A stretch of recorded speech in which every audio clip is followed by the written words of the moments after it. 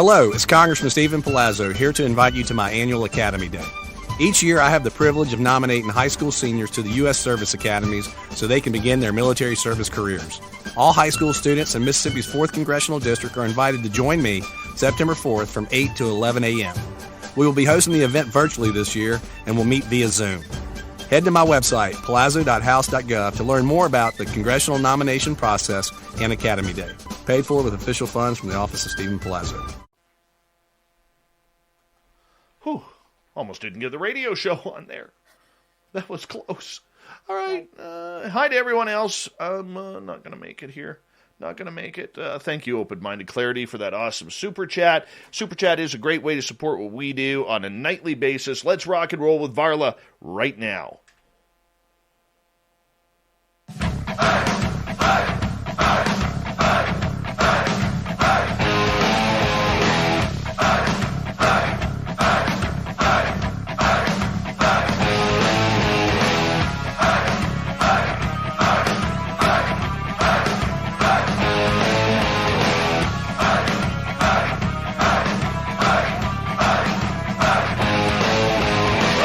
Of central British Columbia to you listening around the world.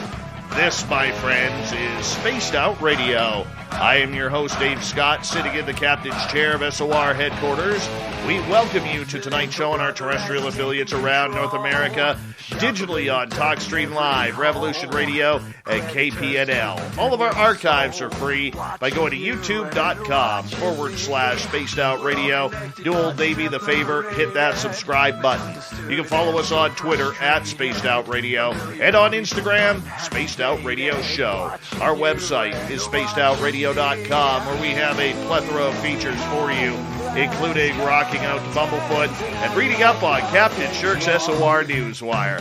Tonight's show is brought to you by Chive Charities. Help make the world 10% happier by visiting Chive Charities today. You can find them on our website. We got a great show for you tonight, as returning for our monthly feature called Our Cryptid World, we have the lovely and talented Varla Ventura as she returns to talk about some of the weirdest and strangest cryptid creatures that are roaming around North America and around the world. All of Varla's books can be found in any major bookstore across the United States and Canada, and we really appreciate her attendance on this show each and every month because she is a crowd favorite. So make sure you check it on out. Her website is varlaventura.net. Varla, how are you again, my friend? Hello, I'm great. How are you? Well, I'm very good. I mean, I had an exciting incursion right before the show, and you know what scares me now, okay? And I'll fill this in a minute. But about an hour before I decide to get ready for the show, I decided, well, old Davey's going to go to Tim Hortons. He's going to grab himself a nice lemonade because I like their frozen lemonades. And I've been working around the house all day because I had the day off. And I've been working around the house, tidying up the studio and trying to get some things fixed up. And I figure I'm going to go for a drive. And I pull out of my driveway and, just down my street, and I live in a very small street, and I pass my neighbor's yard on the corner of the main street I got to turn onto, and there is a giant black bear sitting in the yard and decides to lay down. And I'm like, this is awesome. So I pull around the corner. Instead of turning left to go to Tim Hortons, I pull right, and, there's zero traffic in my area, zero. And I just rolled down the window and I started filming him.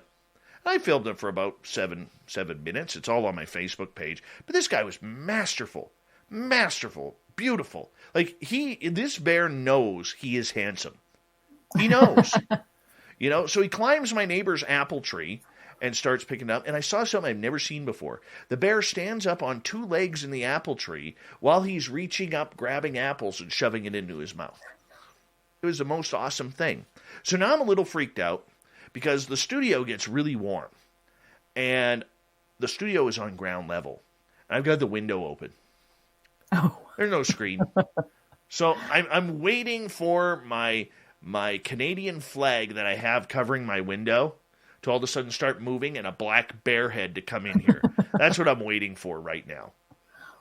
Oh, it could happen in the middle of the show. It could happen. I would love to see it. That would be amazing. You'd have to turn your cam, so before, or maybe you just start screaming. I don't know. If Dave starts screaming, you'll hear me. You'll hear me. You'll hear me for sure. It is always lovely to have you here, my friend, and enough about me, and we're going to learn about you because we always have new listeners coming in each and every month. You are someone who grew up in a really weird household. I say that complimentary, and It has turned you into just a beautifully weird person who writes about some of the strangest occurrences that are out there. Why do you love this field so much? Actually, I was reminded of why I love it so much. Just the other day, my son we went for a walk and we went by one of those little free libraries, and he's like 10 now. Well, he's not like 10. He is 10. I'm his mom. I know his age. And he pulls out this book, and it's like, I'm not really paying that much attention. There's like several books in there. And we get home, and then that afternoon, he starts reading this book, and he comes up to me and he says, "Oh, Mom, you're going to love this book. You're going to love it. I really want you to read it." And it's a Ripley's Believe It or Not, like scary stories. And it's basically the exact kind of book that inspired me when I was that age to get interested in. I mean, that kind of thing was always around me. As you said, I grew up in a bit of a weird household. But one of my first books, The Book of the Bizarre, was basically just like a Ripley's Believe It or Not meets like My Paranormal World. And it was just such a great thing to have him reading this book and saying, "You're going to love this." And it's like, I do love that. And that was kind of, I was a kid that grew up really kind of loving the ghost stories, the Ripley's Believe It or Not. I read a lot of inappropriate horror at a young age and a lot of real scary fairy tales.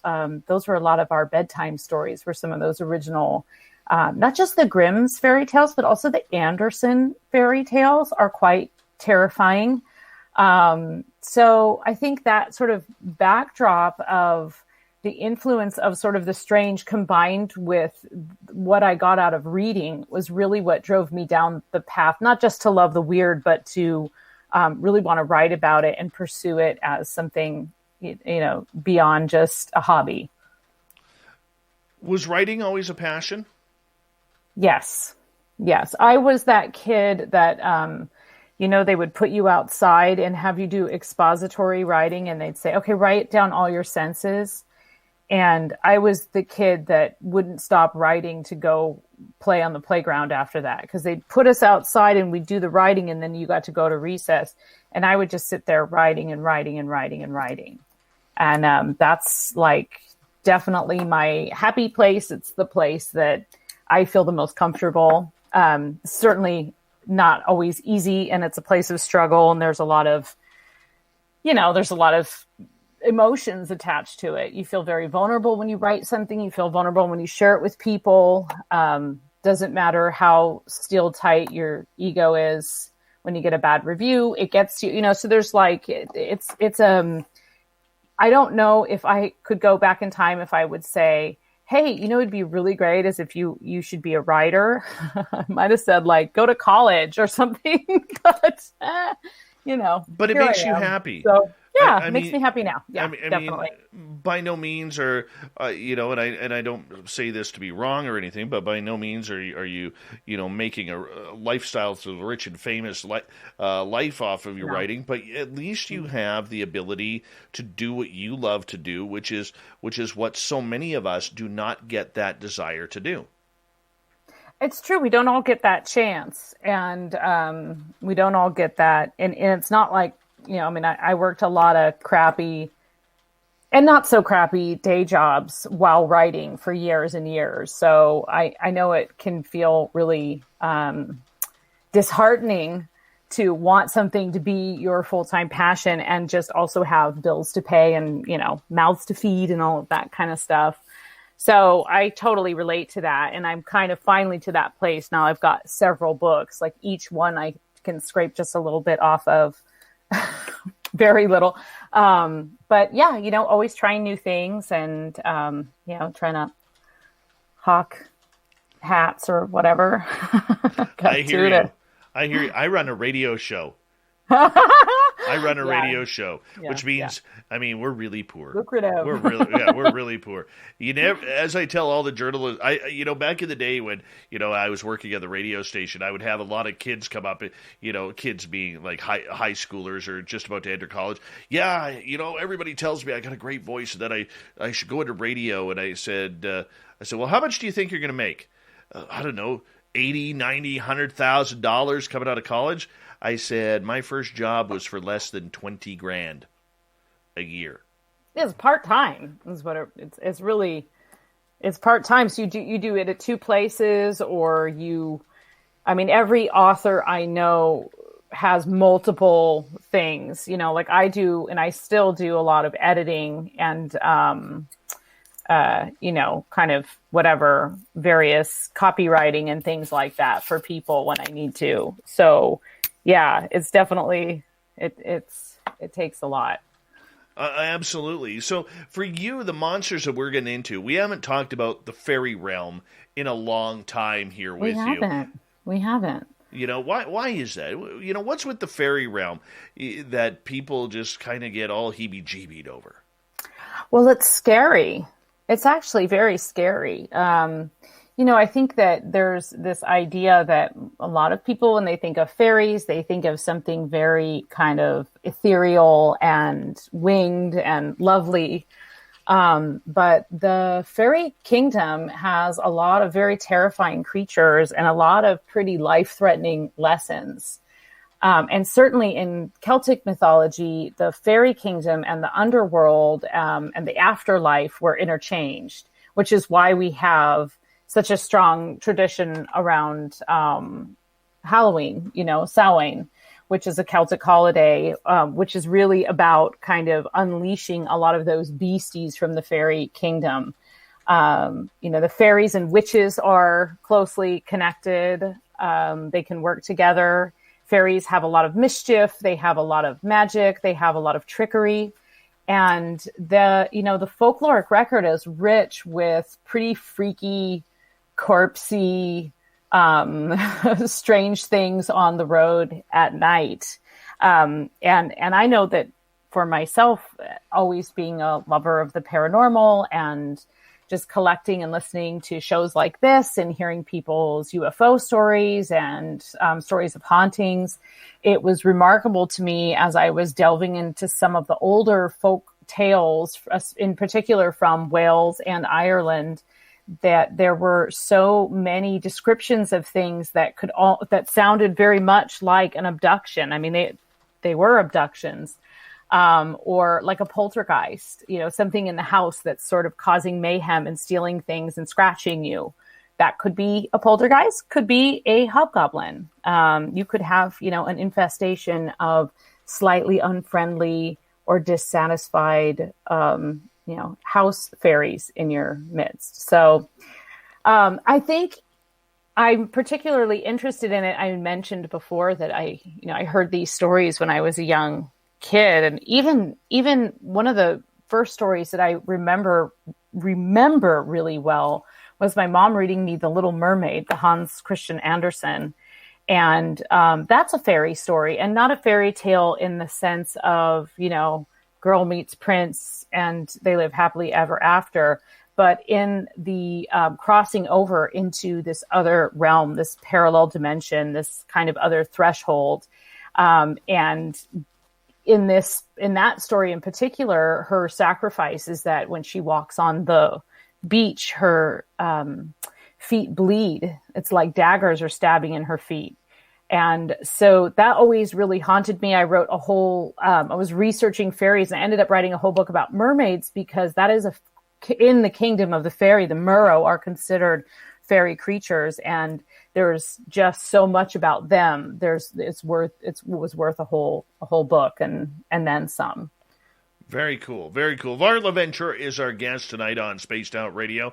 Take us back in time to where the legends of the fairy folk come from. So you actually have legends from around the world, anywhere where you have, indigenous cultures telling tales around the campfire. You have stories of fairies, of elementals, of something that protects the water, something that's in the woods. So that's kind of cross-culturally and around the world.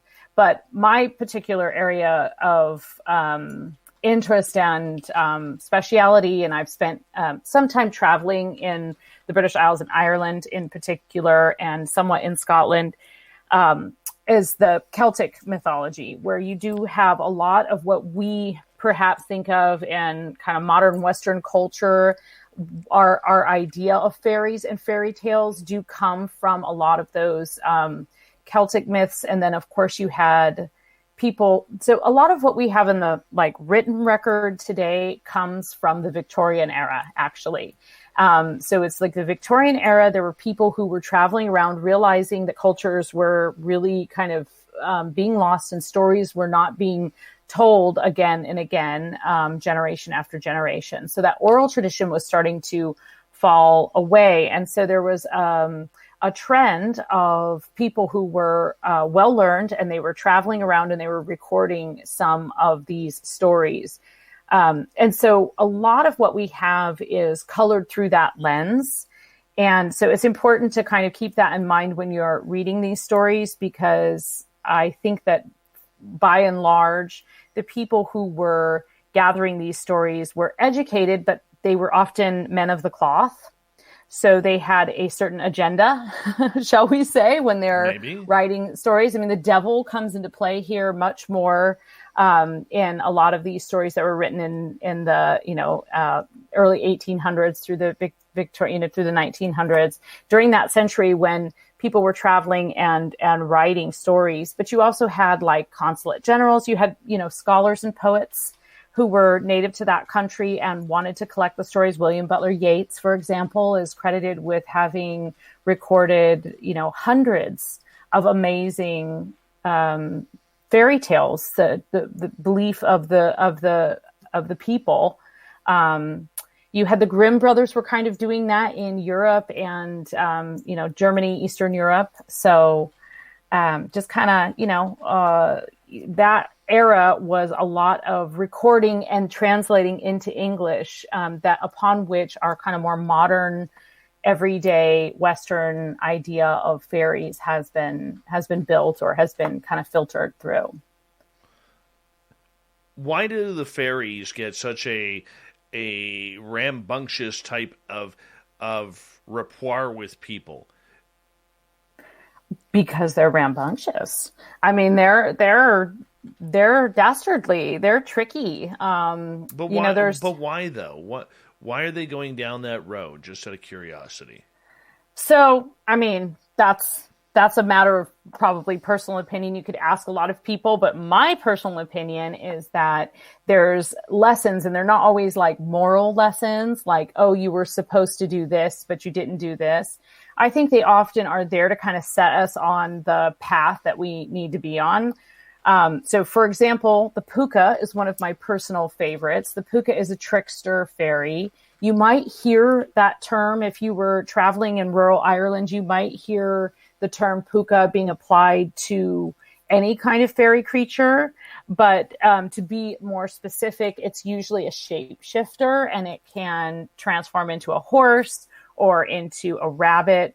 There's a lot of modern movies and stuff that reference the puka, but the pukas are great because they really freak you out. They don't actually cause harm, although they can cause a little bit of madness. But essentially, imagine you're walking home one night, or you're driving to Tim Hortons, and all of a sudden you see this thing in the road, or something's following you, or there's a horse with glowing red eyes that comes up behind you and basically like forces you onto its back and takes you for this insane midnight ride where you can't see anything and your life is flashing before your eyes. And what you did is you were going home a little late. You were taking the wrong path. And so the puka was there to basically, scare you to the point of changing your ways. And again and again, you see the puka in particular playing tricks on drunks. One of the best examples of that is the movie Harvey with James Stewart plays this like town drunk who's always embarrassing his sister. He plays Elwood P. Dowd, and he sees this giant white rabbit all the time. And this rabbit is like always talking to him, and he's talking to it. And everyone just thinks he's crazy because there's all these scenes where he's just talking to this, nothing, a blank bar stool next to him. And that's kind of, the puka likes to mess around with people who seem a little less credible. So people don't always believe them at first, and then they just go down that road themselves. So, I mean, there's a lot of reasons, I think, for sort of paranormal, supernatural experiences. Some people might think they're just completely random, but I think with the other thing with the fairies is like, don't go into the woods, don't tread on that fairy mound. Like there's some warning barrier stories there of, trespassing, going a little too far into getting a little too close. Joe is asking a question right off the bat here. Normally I don't take questions until hour 2. But he's saying, how come no one's ever captured a fairy? Do those people all end up dead? Actually, there's lots of stories of people capturing fairies, and the fairies pretty much always talk their way out of it. So there's some, modern like parodies of like Lady Coddington's Pressed Fairy Book, which was this book about these little girls who were fairies were coming down and they were smashing them in a book. And I don't know if you've ever seen that book. It's pretty fabulous. They're like smashed on the pages, and it's pretty funny. It looks like a Victorian photo album. But there's lots of stories in particular with like leprechauns, of people capturing them and then the leprechaun being more clever and talking their way out of it. But I also think that's not always the goal, is to capture a fairy. I mean, I think we have this instinct of like, oh, if I saw one, I would capture it so everyone would believe me. But, you can't really, we try that with ghosts too, right? Like we try and we capture EVPs and we capture like little snippets and we can like retell stories, but we don't always have like an envelope full of evidence we can present. It's up to you whether or not you're going to actually believe that, right? So, I mean, I think we're amongst the believing. Angie's List is now Angie. Summer is the perfect time to book your next home project. From lawn care to a new patio, Angie makes it simple to connect with pros who can get the job done right. See reviews, upfront pricing, and instantly book hundreds of projects. Plus, when you book and pay through Angie, we'll cover your project up to the full purchase price, plus limited damage protection with our Happiness Guarantee. Check out Angie.com, and for more on the Happiness Guarantee, go to Angie.com/happiness-guarantee.htm. If you're a State Farm customer affected by the recent hurricane and need to submit a claim, go to statefarm.com, call 1-800-SF-CLAIM, download the State Farm mobile app, or contact your local State Farm agent.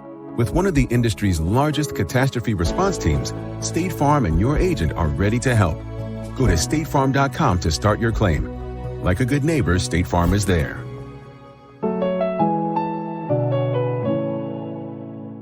Crowd tonight. Of course we are. Of course we are. We're believers.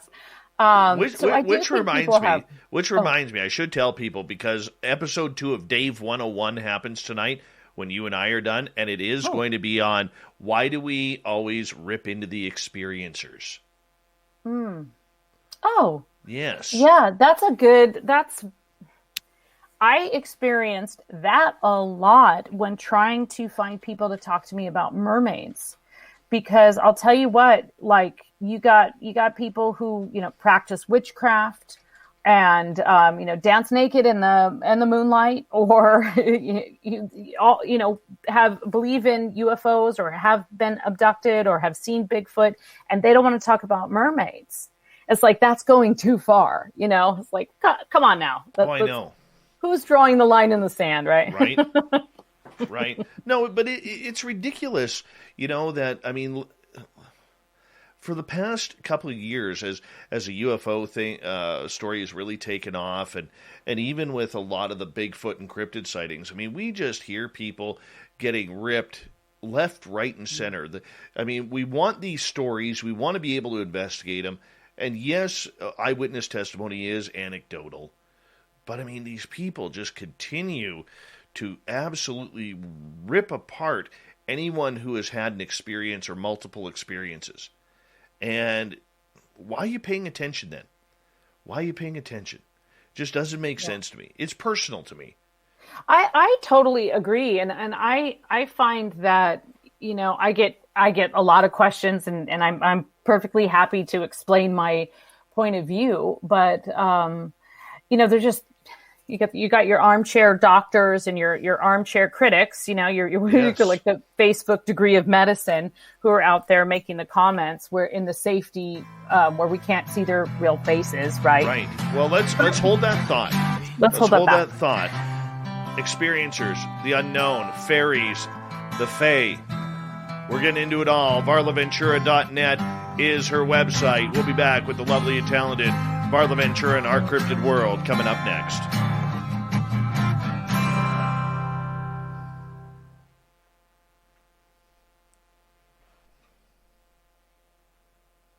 All right, we're clear. Okay. Yep. Mermaids. Pikachu, how are you? Magnus, good to see you. And yes, you can be Lady Chad Smith, Celine. Absolutely you can. It's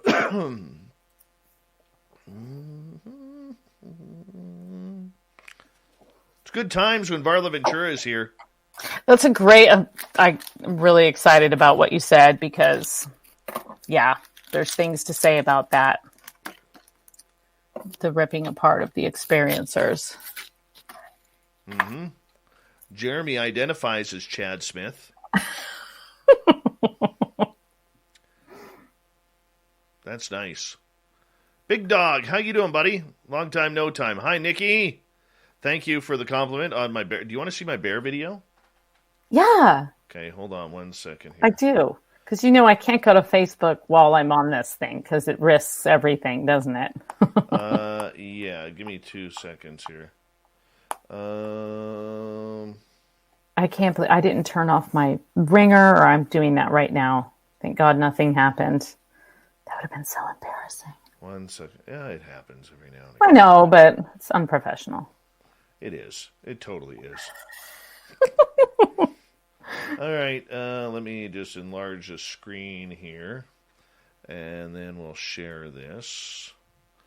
And there we go. And we'll add this to the stream. We'll make it large here.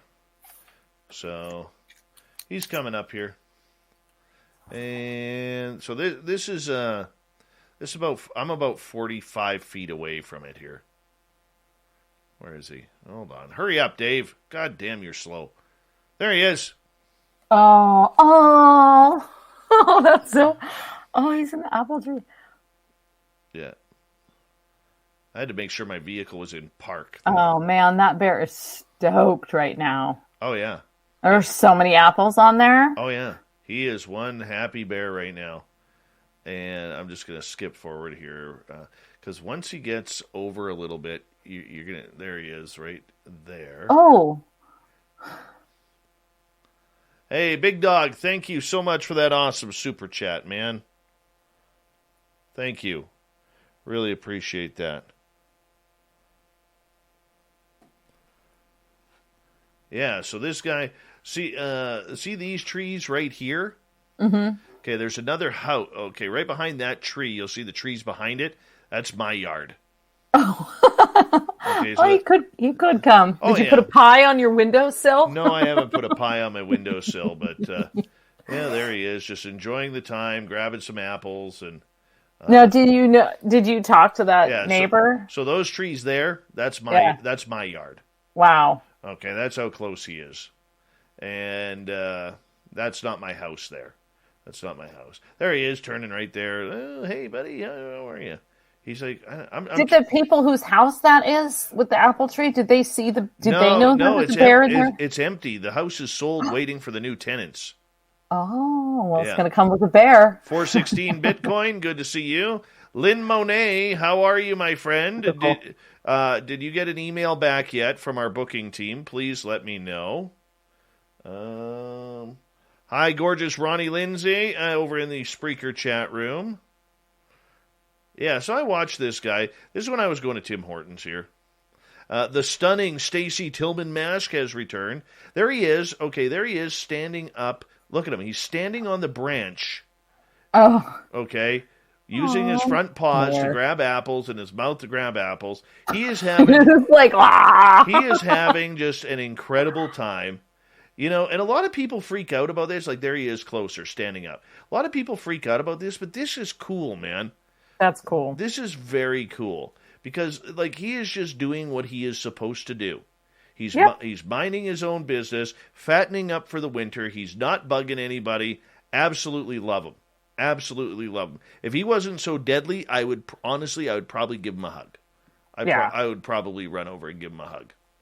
Absolutely. But probably best not to. Probably not. It could be dangerous. It could be dangerous. Big thank you to Black Dragon, Open Minded Clarity, Jeremy, Apollo, and Big Dog, and now Andrew for the amazing super chats tonight. Really, actually, before I'll leave Andrew up there for a little bit, then we'll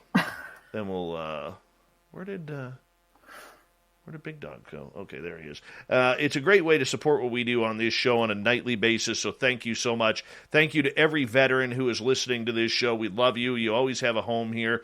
And all of our regulars who are here nightly, we absolutely love you. Here comes the second half hour of the show. Get your horns up. Here we go.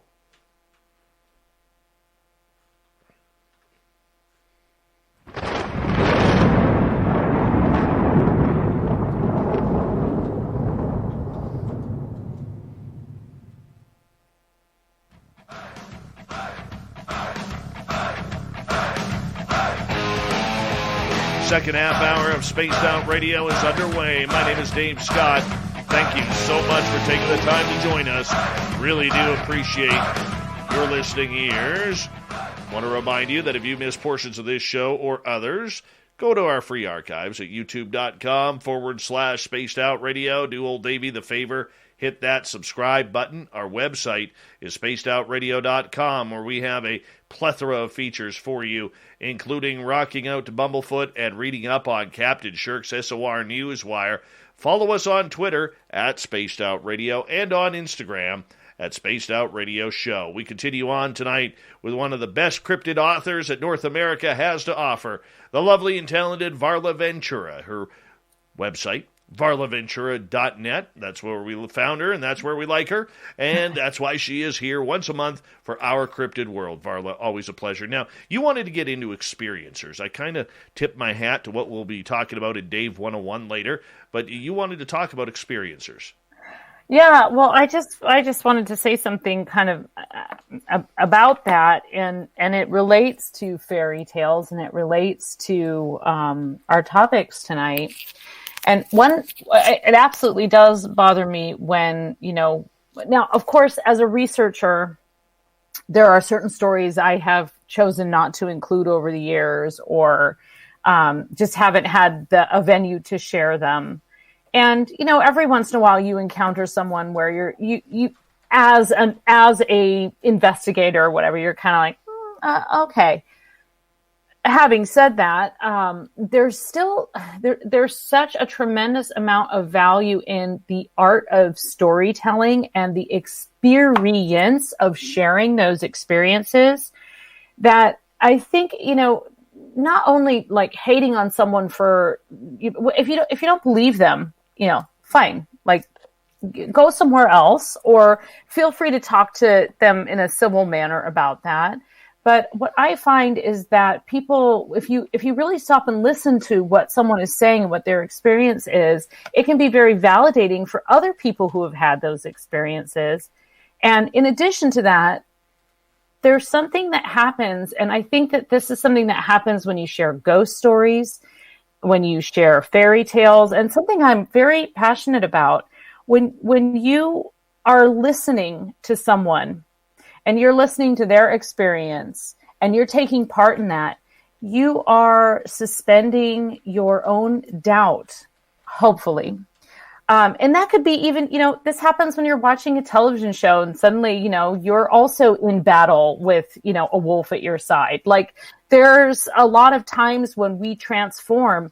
And I really believe, and I think that this is why the art of storytelling is so important in cross culturally, and especially in a hectic, modern, confusing society, because that ability to suspend your disbelief and accept and listen and get lost in that story is actually unlocking something really important in your brain.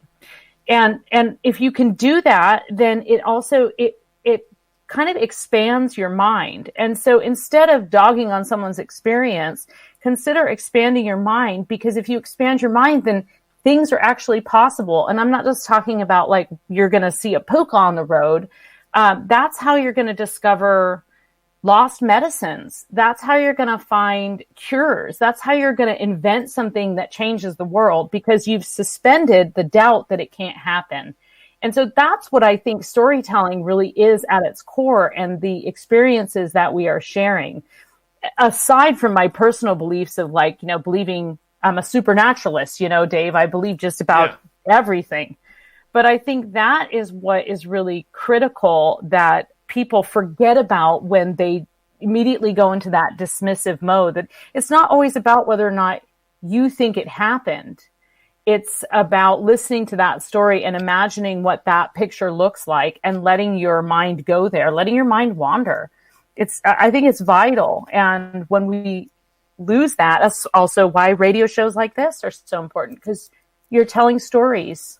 I think the big thing is, over the years, people have heard so many stories, and the more scientific and the more advanced that we become with cameras, with drones, with video cameras, with cell phones and smartphones, and everything in between, we want more.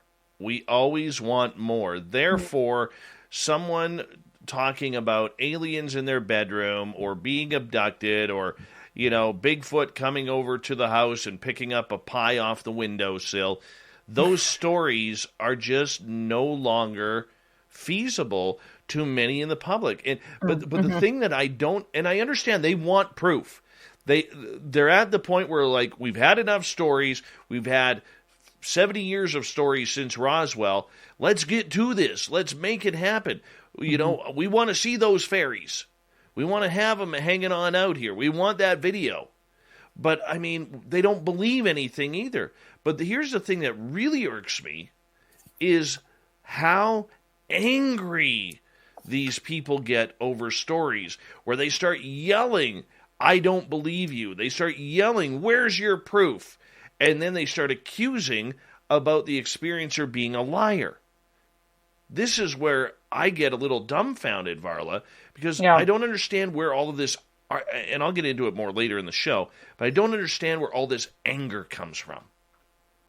Well, and not only that, but we're talking about things that are out of the spectrum of the concrete things right in front of us. And I'm sorry, but the supernatural and the paranormal, the fairy kingdom, certainly, it doesn't work on our command like everything else we think in the universe. It doesn't have a power up button.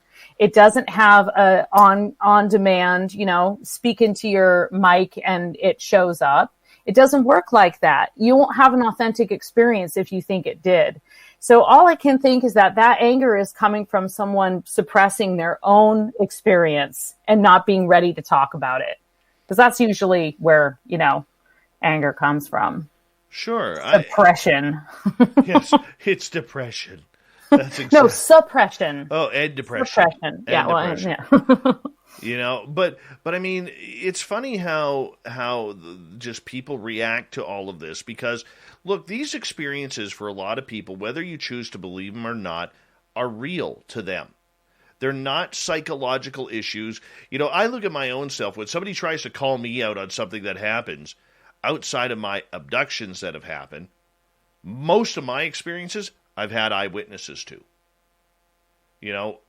Samantha Mowat in the forest with the aliens, my friend Dave in the forest with the Sasquatch, my friend Mike with the Sasquatch prints, Merle and Mark with being chased out of the forest, just to name a few.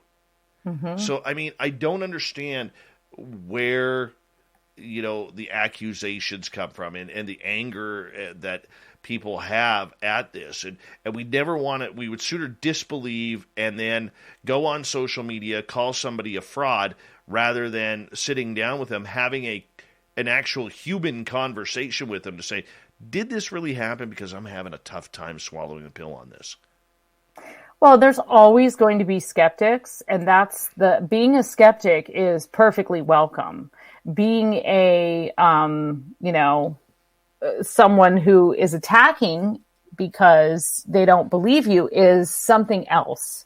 And so I think a healthy dose of skepticism is perfectly fine. We're used to that. That's you got to have your system of checks and balances. But I really don't know why someone would do that and then stick around. It's like, if you don't believe it, you just go away. If it really angers you that much. But again, I just think it's this desperate desire to quantify something that at its core is non-quantifiable. And so it's a losing battle. And that actually, it just to go full circle, full spectrum here, that is the lesson of the fairy kingdom. That is the messing with you so you only see it out of the corner of your eye. That is reminding you that you are but a speck in a great universe with many things you will never understand. And, you can call it whatever you want to call it, but there's a similarity to that. And the other thing that I think of too is just like the idea of knocking someone down for an experience, and then there becomes this, like, a barrier goes up, a collective barrier goes up. So then people, okay, so like you, Dave, you can take it. You've taken plenty of criticism. You'll probably take many more, and you'll live to fight another day. But other people who may feel more vulnerable will never share those experiences and will never validate each other because they are afraid of those people who type in all caps on Facebook, I don't know. Like your audience is so kind, but I have been on other late night shows and made the mistake of looking at the chat rooms, and I have a policy of not really going in the chat rooms because not only are people cruel to the guests, they're cruel to the hosts, and it's just like, why are you spending 3 hours in the middle of the night listening to it if it's just making you so angry? But some people are just angry. They're just jerks. Trust me, don't know anybody like that around this field. Not us. Not us for sure. We're super friendly. Speaking of fairies, once again, I'm going to say I've seen them. My daughter, my stepdaughter, who's now 18, she used to go sit in our backyard and in the green belt behind our house, and she would meditate and she would call the fairies in. And she would tell us stories about how they would land on her legs and land on her arms. I mean, there are just some beautiful fairies out there, that just seem to hang around. My area, of where I live around SOR headquarters, is very well known. Like, you go to any property, there is a fairy garden on almost every property out here, And I remember the last time I saw what I think was fairies, because we don't have lightning bugs up here. At least I've never seen them. And it was last year, in the late spring of last year, where I actually saw on my fence posts, there was one fairy on one fence post and one on the other, and they were all lit up. And I was just like, that is cool. And then all of a sudden they flew off. I think you've seen more things than I have, even because you told me a really amazing story about that, like, log. Was it like a log guy? Kind of. Yeah, the log guy. Yeah, the log guy. Like, I was very jealous when you told me that story. I'm sorry. Because I've never seen anything quite like that. But, just also on the realm of the fairy, but also in the idea of dismissing people's stories. There's a history of that, dismissing indigenous stories in order to, write the agenda of colonization, right? Like, that's a tale as old as time. And so I think that has lasting damage culturally and collectively, psychologically, to simply write off the stories that people are telling because you don't want to spend the time to find out why they're telling them. True that, but okay, when I look at fairies, like with my daughter and the encounters that she had, she would get them even in the house. Hello, it's Congressman Stephen Palazzo here to invite you to my annual Academy Day. Each year, I have the privilege of nominating high school seniors to the U.S. Service Academies so they can begin their military service careers. All high school students in Mississippi's 4th Congressional District are invited to join me September 4th from 8 to 11 a.m. We will be hosting the event virtually this year and will meet via Zoom. Head to my website, palazzo.house.gov, to learn more about the congressional nomination process and Academy Day. Paid for with official funds from the office of Stephen Palazzo. If you're a State Farm customer affected by the recent hurricane and need to submit a claim, go to statefarm.com, call 1-800-SF-CLAIM, download the State Farm mobile app, or contact your local State Farm agent. With one of the industry's largest catastrophe response teams, State Farm and your agent are ready to help. Go to statefarm.com to start your claim. Like a good neighbor, State Farm is there.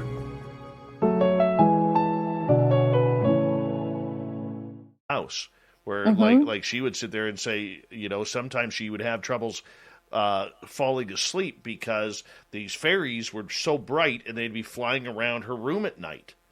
And she said it was the coolest thing. So awesome. So how come, if fairies are such tricksters, that they are very friendly at times too? They're in particular very friendly to children. And they can certainly, and of course, okay, so they can be very friendly to children, and they can be friendly with people who work with them respectfully. For example, you said she would meditate and call the fairies to her.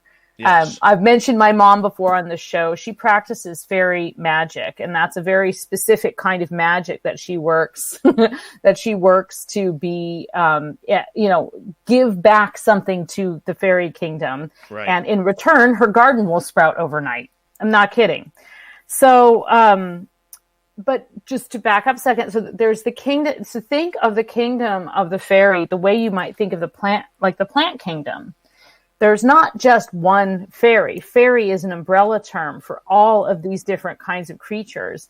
And some of them dwell deep in the forest and prefer to be left alone and really just kind of do their own thing and all solitary and grumpy. And some of them protect mountains, and some of them protect caves, and some of them live in water, and some of them live in your garden. So there's a kind of a full spectrum. So I always think of it like the way you think of plants. Like you've got trees, you've got grasses, you've got perennials, you've got all these different types of genus and species within the fairy kingdom, essentially. So there are certainly, and children in particular, and that is one of the reasons that I think fairy gardens work really well, is because children in particular gravitate toward them. And fairies like to be respected, and they like, they like gifts. That's a cross, like all fairies like gifts. They like shiny things, they like to be acknowledged, and they like to be thanked. And so if you're working with them in any kind of elemental or any kind of magical sense, or really just kind of trying to connect with them or ask them for lost objects or just learn more about them, going about that with respect and leaving them cool things, or being a sweet little girl with a magical mind, or a sweet child like your daughter, a sweet girl with a magical mind who's bringing them in, and they're there to protect her and to be with her. So I think that happens a lot. Okay, so when do they start to turn? Do they start to turn on people who may not recognize them for what they are for? Well, some fairies don't turn. Some fairies just come around and protect and help.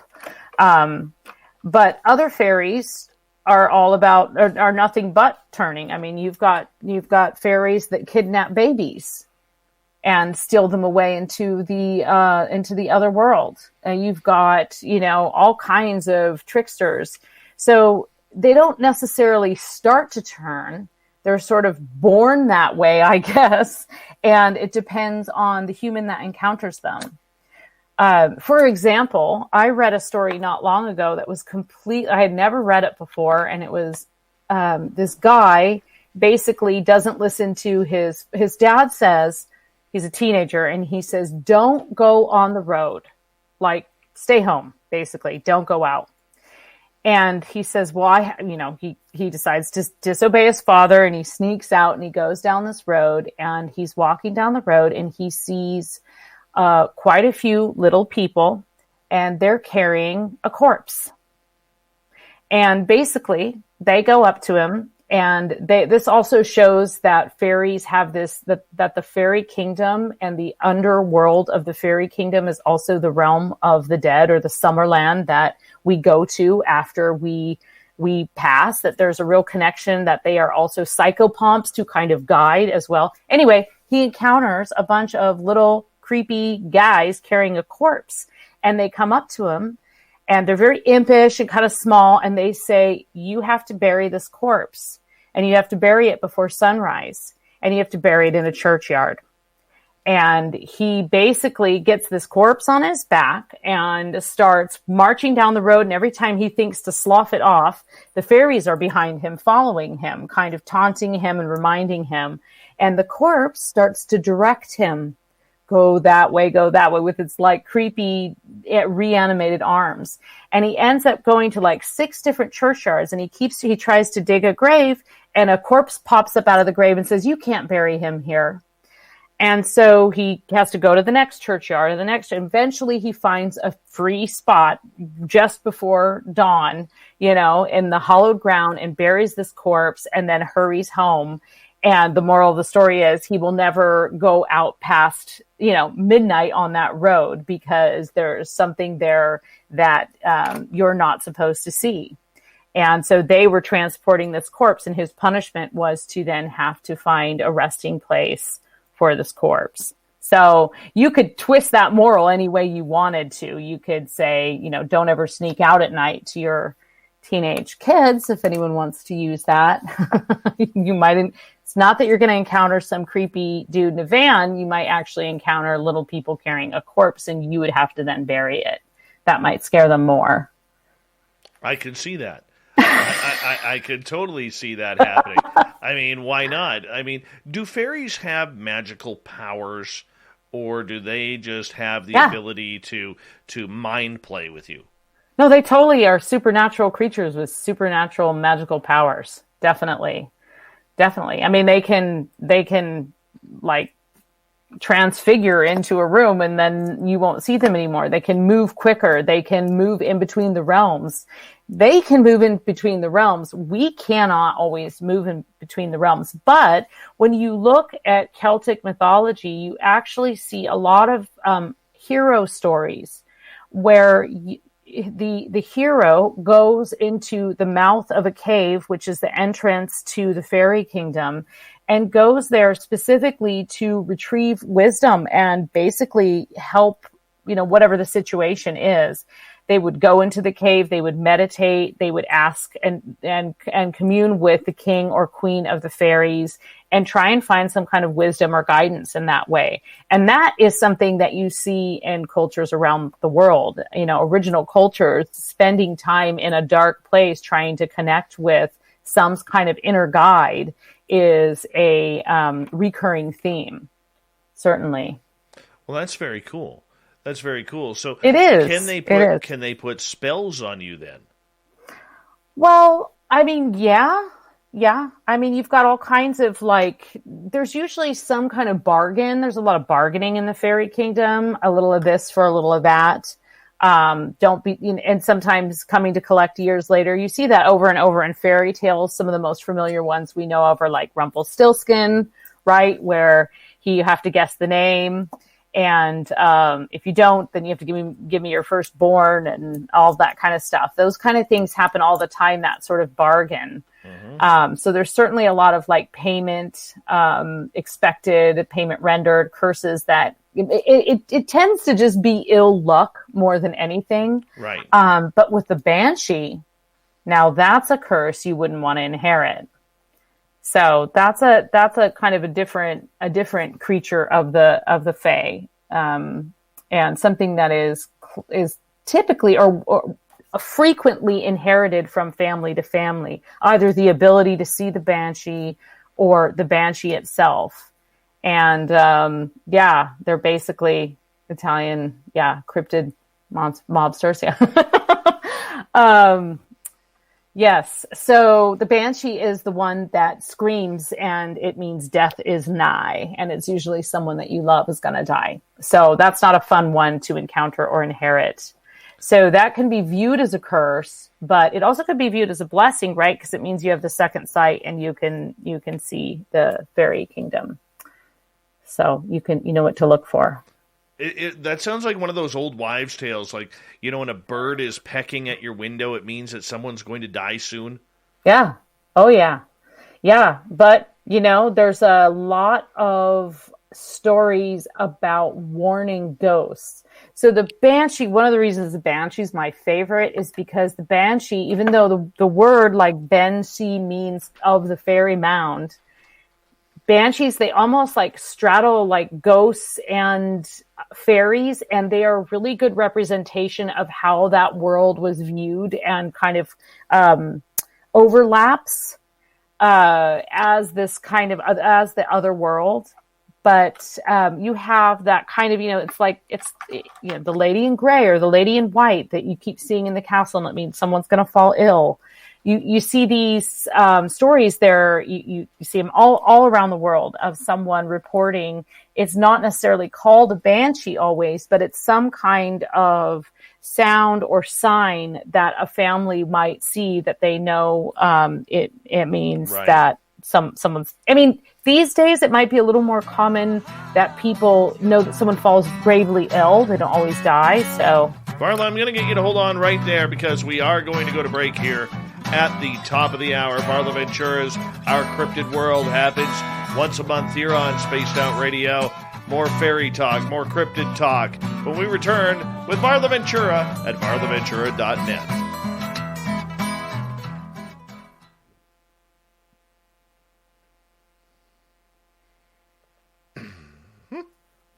We're clear.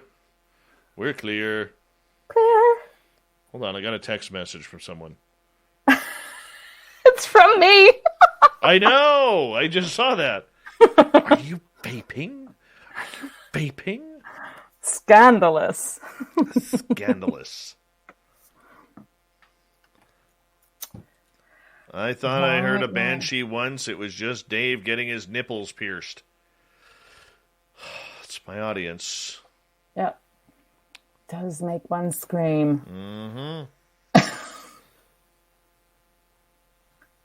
Oh, there's the clam. I think I got that one, clam. I think I got that one. Figure that one out.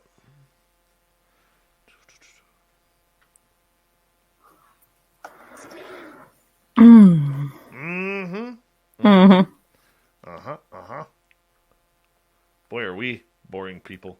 Rich Hilke's here, everyone. The Rich Hilke. Had to build in some excitement there. Yep. Pretty exciting. Varla this is what we're like off air. Varla and I will call each other every now and again. We'll be just like, yep. Yeah, hey, how's it going? Yeah, so... yeah, me too. Saw some water dry on my drywall the other day. Yeah, I painted. It was pretty cool, homeowners. Mm-hmm. Did I tell you about my latest flossing? Yeah, it's frequent. Mm-hmm. Yeah. Mm-hmm. That's how we roll around here, Varla Ventura. Yeah, it is. We just... What color is that in your hair? Green or blue? Well, it was blue. This freaking thing is always backwards. It was blue, and now it's sort of faded. My hair is longer than yours now. Teal. Yeah, it is. My hair is very short right now. So, yeah. Thank you, G West, for that amazing super chat.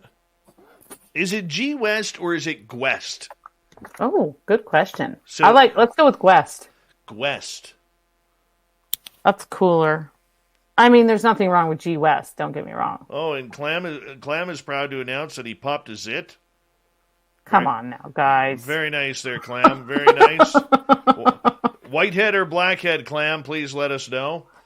D. McKenna, thanks for joining us. I don't think you can pop a blackhead. You have to squeeze a blackhead. Yeah. We tried to do that with Fap's head, but it didn't pop. How did we get down this road? I don't know. It's a dark, blame the clam. dark road. Blame the clam.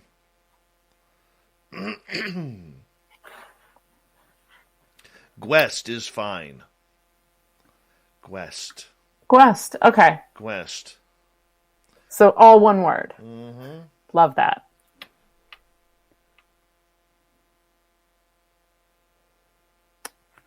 I'm just looking at this really cool. Hey, Drake.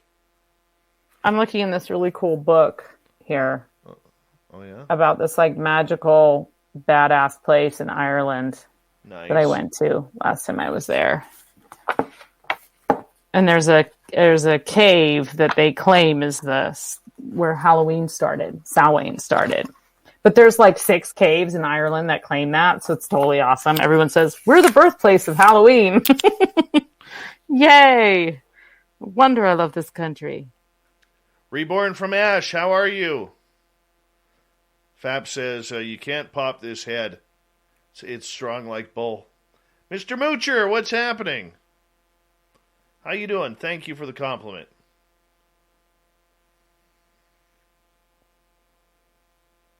Getting ready for hockey season? Yeah, we're basically already in it. We're doing fall. We don't start for a couple weeks here.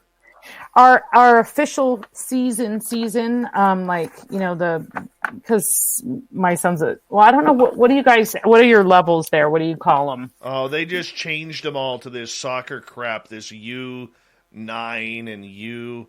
Oh. Because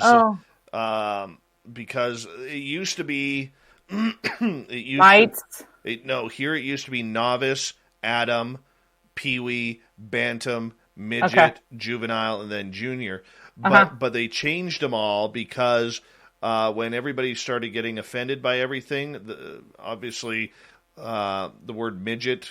Yeah, they stopped using midget, but we have mite, squirt, Pee-wee, Bantam, and then honestly, I'm not sure after that. Yeah, so they went. I feel like that's so far down the road. They went with all this U crap. And yeah. So like that 10 and under, 12 and under. Yeah, it's crap. Yeah. Well, you know my son's a goalie, so we're doing goalie camp. If you ever wanted to know a weird person in life, meet a goalie. It's true. I think it suits me or him. It suits our family. It's a different breed of human, honestly. Sovereign Mind, how are you? Breed. I'm going to give He's part Fae, I think. I'm going to give a quick shout out here. Thank you to G West and ×2, Andrew, Big Dog, Apollo, Jeremy, Open Minded Clarity, and Black Dragon for the amazing super chats. It's a great way to support what we do on this show on a nightly basis. Thank you to all the veterans out there who are listening on in. We absolutely love you. You always have a home here with us. And, of course, all our regulars in the chat rooms, we absolutely love you. Thank you so much for being here every single night. Here we go, everyone.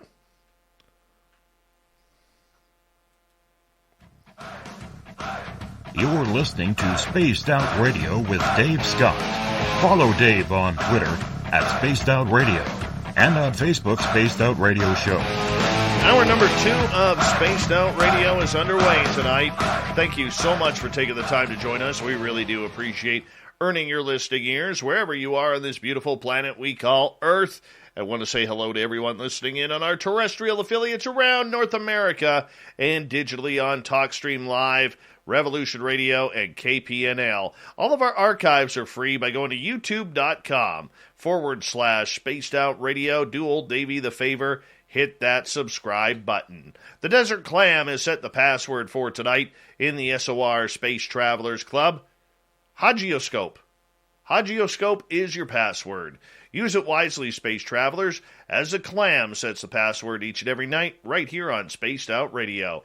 Our website, spacedoutradio.com. We have a plethora of features for you. including rocking out to Bumblefoot and reading up on Captain Shirk's SOR Newswire. Follow us on Twitter at Spaced Out Radio and on Instagram, Spaced Out Radio Show. We continue on tonight with our Cryptid World. Varla Ventura is joining us. Her website, varlaventura.net. You can find her books at any major bookstore around North America. And thank you so much for joining us, Varla. Thank you so much for having me. Oh, yes. With your blue hair. With my blue hair. Blue hair. G West. I'm a blue hair. G West or Gwest is asking, do fairies like music or make music? Both.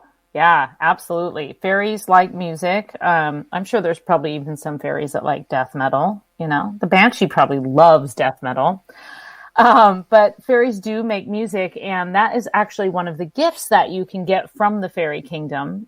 Some people think that changelings, which are people who have been switched at birth with a fairy creature, and then humans that have been raised with the fairies in the fairy kingdom, actually gain gifts, and some of those gifts can be incredible musical talent. So there's a long history of not only singing songs about the fairies and retelling their stories in that way, but also kind of fairies being muses towards some of the great musicians.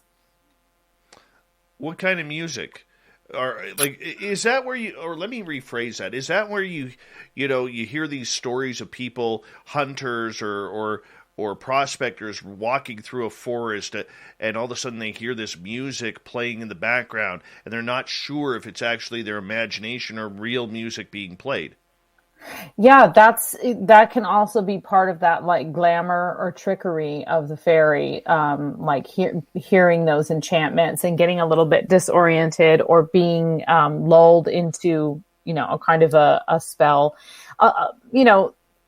Depending on where you are, like, some fairies really try and, kind of keep it low key. But I would say generally, if you're in a situation where you actually would hear it, then that would mean that you are something's being shown to you. I don't think it's by accident. Sometimes in the stories or in cartoons and stuff, you hear it's like someone's just tromping through the forest and they happen upon this like fairy festival. But in fact, I think the fairies make themselves known and reveal themselves, much like I think, people will have, 10 people can walk into a room and not see or feel anything, and the 11th person can walk in and completely connect with the spirit. So I think fairies operate on that same way. United Amendment is asking, how do I summon a fairy like a banshee? So banshees cannot really be summoned. They're not really that type of spirit. You can't really, the band. Angie's List is now Angie. Summer is the perfect time to book your next home project. From lawn care to a new patio, Angie makes it simple to connect with pros who can get the job done right. See reviews, upfront pricing, and instantly book hundreds of projects. Plus, when you book and pay through Angie, we'll cover your project up to the full purchase price, plus limited damage protection with our Happiness Guarantee. Check out Angie.com, and for more on the Happiness Guarantee, go to Angie.com/happiness-guarantee.htm. If you're a State Farm customer affected by the recent hurricane and need to submit a claim, go to statefarm.com, call 1-800-SF-CLAIM, download the State Farm mobile app, or contact your local State Farm agent. With one of the industry's largest catastrophe response teams, State Farm and your agent are ready to help. Go to statefarm.com to start your claim. Like a good neighbor, State Farm is there.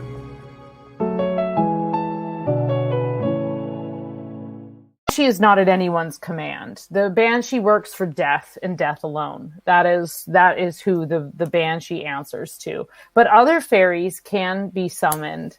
You can certainly summon the more trickster fairies if you're trying to really, bring more like giddiness and trickery into your life, or if you're really trying to trick someone and you want to kind of invoke that trickster fairy, but you have to be warned that, just consider yourself warned. You are the one that's going to end up tricked.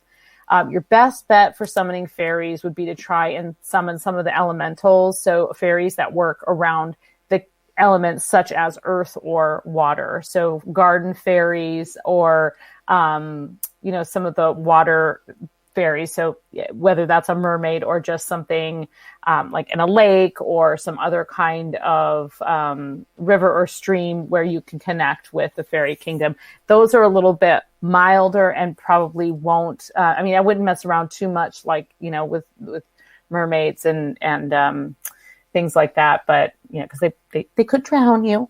But if you're just trying to summon a fairy to get like some fairy magic, you can also create sort of a fairy altar inside or outside your home, much as you might to another kind of deity, and give them offerings. So that can be shiny things and wine and cakes and other kind of, they like keys, little delightful things like that.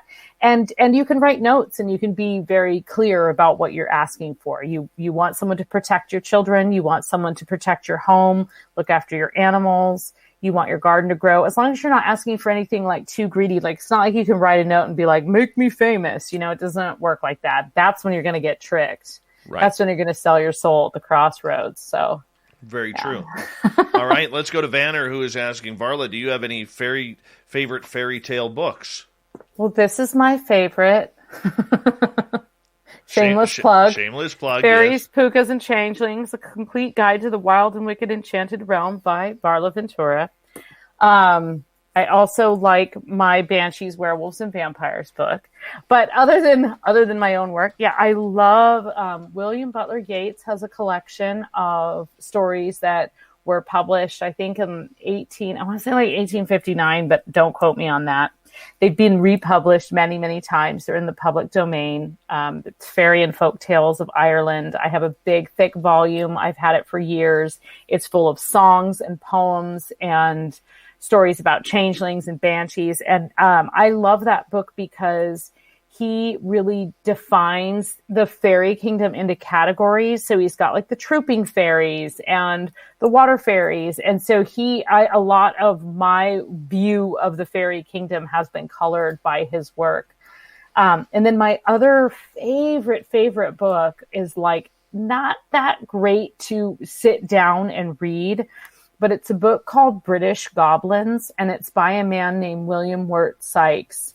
And he was the consulate general in Wales at the turn of the 20th century.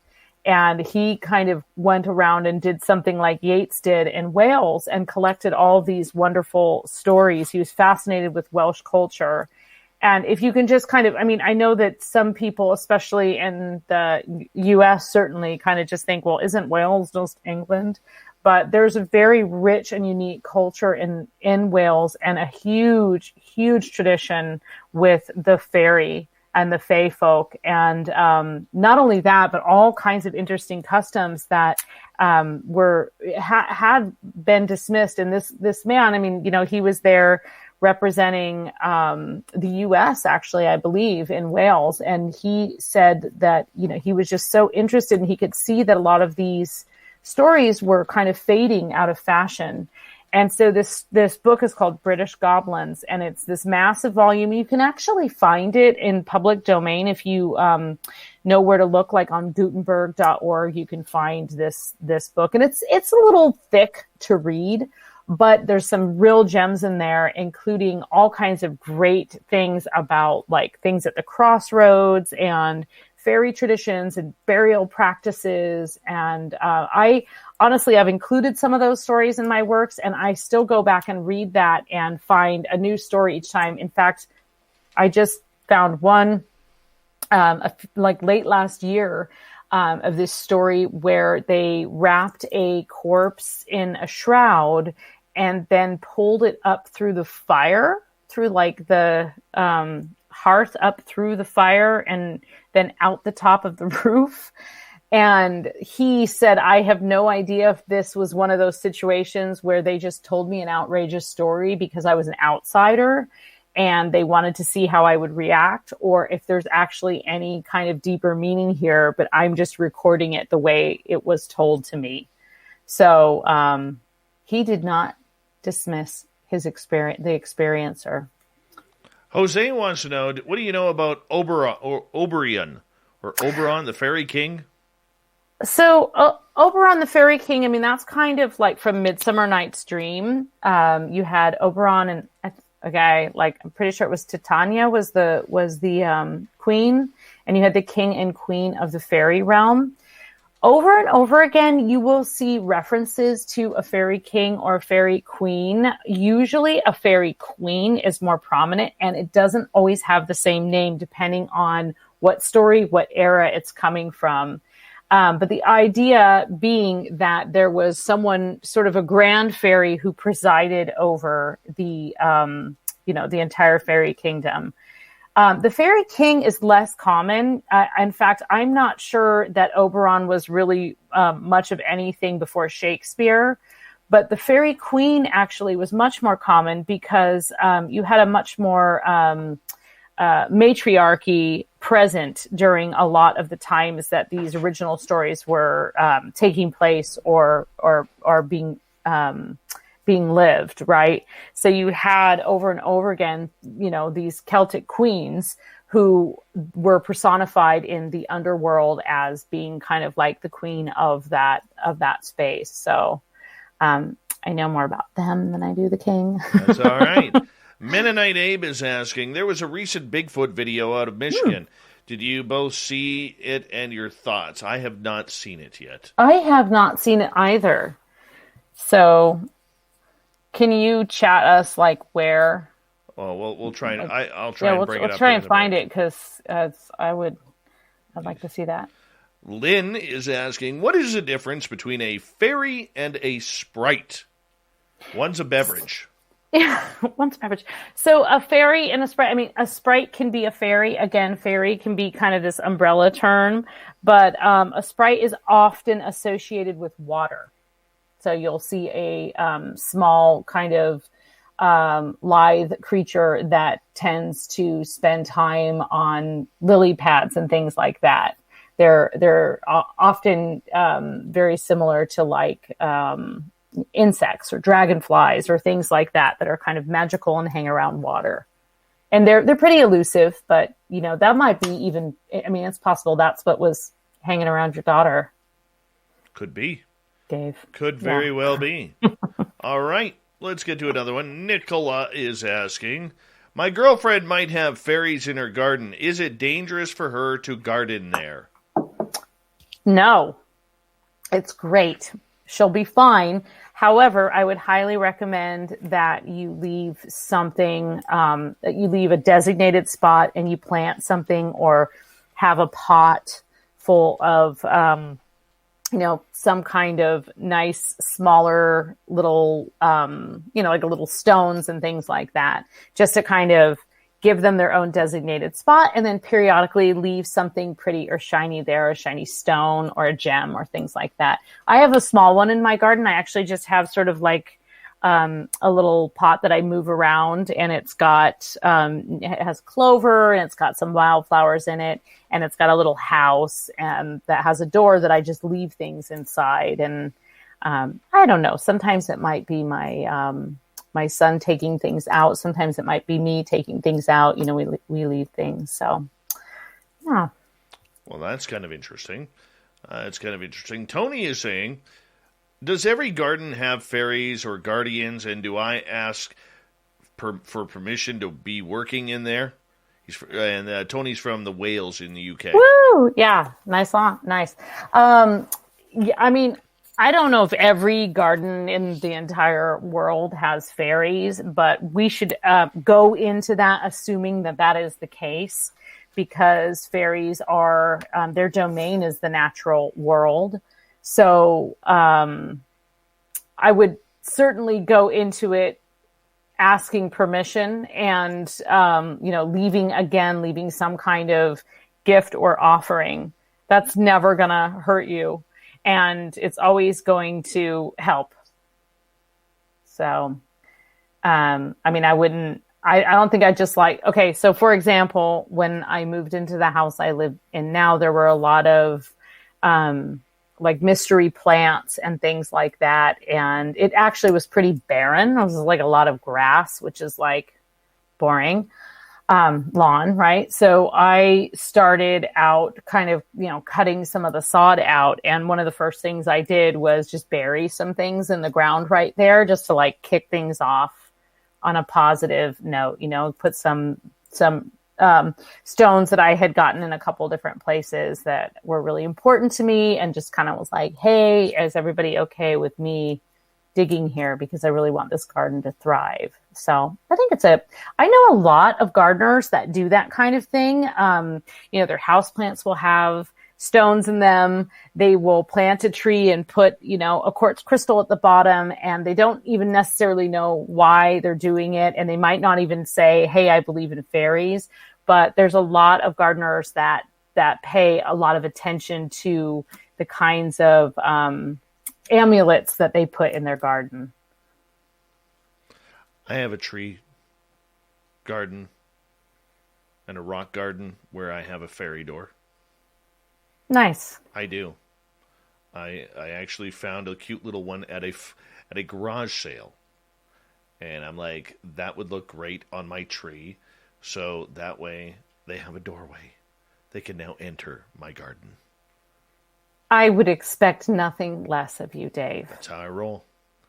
What I love is there's actually one in my neighborhood. I think I've put a picture of it up on my my neglected Instagram feed. But it's there's a tree. There's a tree in my town that has a door, and it's not like a door that somebody put in. It has a door. I swear to you, it looks just like a little door. The way the tree is grown. I mean, all it needs is a little doorknob. It's like I'm tempted to go up and knock on it, but it's just over the property line enough that I'm not sure, how that would go over. I could do it in the dead of night. Do it. You need to do it. I can, and I will. You can do it. We got about 5.5 minutes here before we got to go to break. At the bottom of the hour, Varla Ventura is our guest tonight on Spaced Out Radio. Evan is asking, did lightning bugs inspire some of the fairy lore?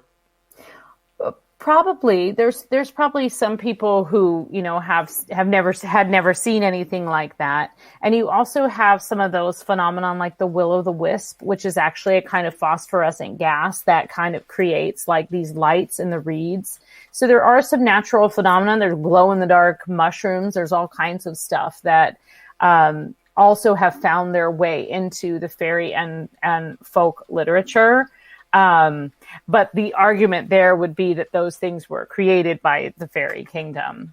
Definitely. I mean, Dave, I grew up on the West Coast. And so when I moved to the Midwest, there are lightning bugs here. And it really threw me off the first time I saw one. It's a very magical thing. But I've heard some pretty incredible stories of people seeing lightning bugs or not even knowing what they are, and seeing them in this kind of like tremendous path and passageway, where they've kind of followed them somewhere. So, I think they've definitely got some kind of magical element to them, whether they're of the fairy kingdom or not. Tewaz is asking, do you think that Brian Froud's depiction of the fairy realm is accurate? I absolutely love Brian Froud. I love the illustrations in the Brian Froud's fairy books, and it is based heavily on original stories and especially Irish folklore. So those images themselves were, the fairies were well researched to kind of come to the illustrations of what they look like. And my mom had that book when I was a kid. So I still have that copy. Actually, it's kind of falling apart. So I love that. I've never really, there's not a lot of text in it. But it certainly has some incredible drawings, especially of like the doorway on the rock on the island that leads to the fairy kingdom, and is a beautiful, beautiful depiction of the fairy kingdom. Yeah. I mean, if it does really look like that, that's great. I think that's cool. I think that is very cool. And some of it's scary and creepy too, right? You got like the creepy things, Jenny Green Teeth creeping out of the swamp and, crawling out of the mossy depths to grab your children's ankles and stuff. So wonderful. Yeah, it's definitely wonderful stories. Delightful. 3 minutes to go. Alien Critter is asking, what is a good book on invocation? You mean to just like invoke anything? Sure, why not? Let's invoke. Okay, let's see. Well, I just read a book very recently, and I'm looking at it here.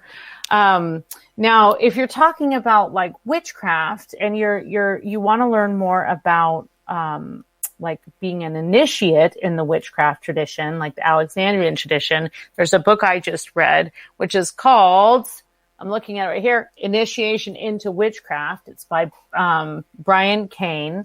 Now, I am not an initiate into the Alexandrian form of witchcraft, but there's a lot of amazing and really beautiful information in there. So that's kind of a nice source, a new source that I've come upon recently. I mean, it depends on what you're trying to invoke. There are a lot of spell books out there. There's a lot of work on various types of magic. So I guess it kind of depends on what you're trying to invoke. I really like, there's also a book called Candle Magic by a woman named Jackie Smith. She is the proprietor of Coventry Creations, and she makes like the best witchcraft candles in all the land. And she wrote a book about candle magic. I think that's a really great way to foray into invocation, is to use candle magic. Especially using her approach, because it will kind of get you where you need to be. So, yeah. If that's what you mean. I'm not really sure if that's exactly... We got 1 minute here. I want to ask one more question. Are fairies and other little people connected to UFOs or ETs in some way? This is for Tony. Totally. I think they are. I don't mean to say that all UFO experiences are fairy experiences, or like I had mentioned before, that all poltergeist experiences are hobgoblins. But I do think that there's some overlap, and it could be that people were reporting things 300 years ago that now we are calling something else. It could be that we are experiencing a different level of beyond the veil now that we have advanced technology, etc. But I do think that there's some connection between seeing the hidden realm that's, right, becoming less and less hidden. Very cool. So, Varla, yeah. I'm going to get you to hold on right there, because we are going to go to break here at the bottom of the hour. Sometime I get my top and bottom of the hours mixed up. I don't know why. It happens sometimes. But we're at the bottom of the hour here at the halfway point of Spaced Out Radio. We got Varla Ventura for another hour. Then, at the bottom of hour number 3, it's Dave 101, the Newswire, and the Thought of the Day. A jam-packed second half of the show with Varla Ventura coming up next on Spaced Out Radio.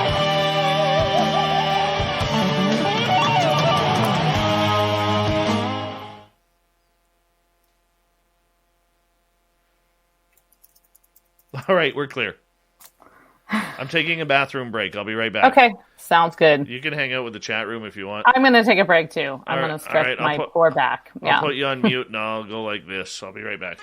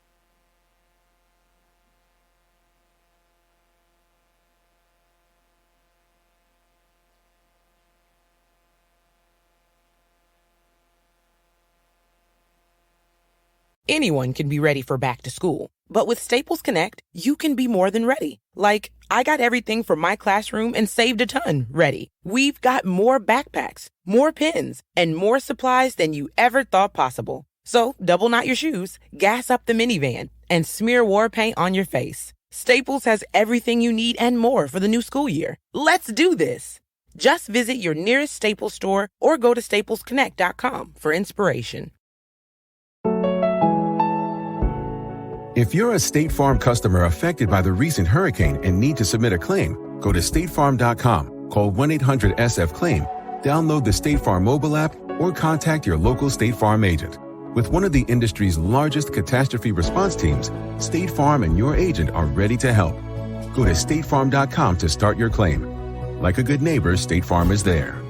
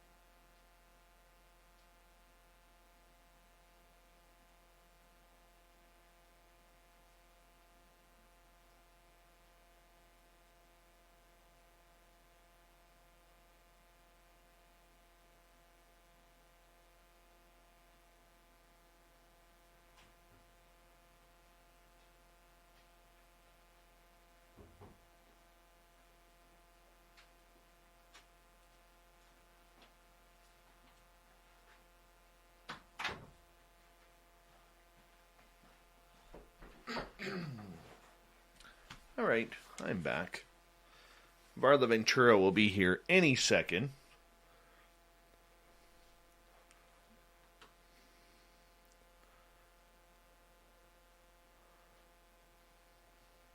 I'm going to ask a favor if you don't mind.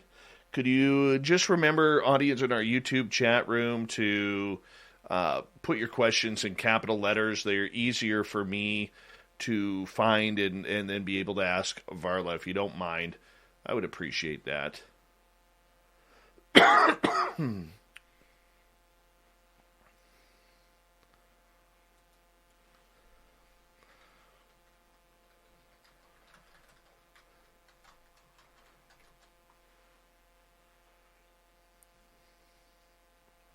We've got just about 45 seconds, Varla. You can put your mic off of mute. Oh, I thought you did that. I didn't realize that was me. I think you did it before me. Low Pro, how you doing? Andy Jones, good to see you. And who else is here that I'm missing?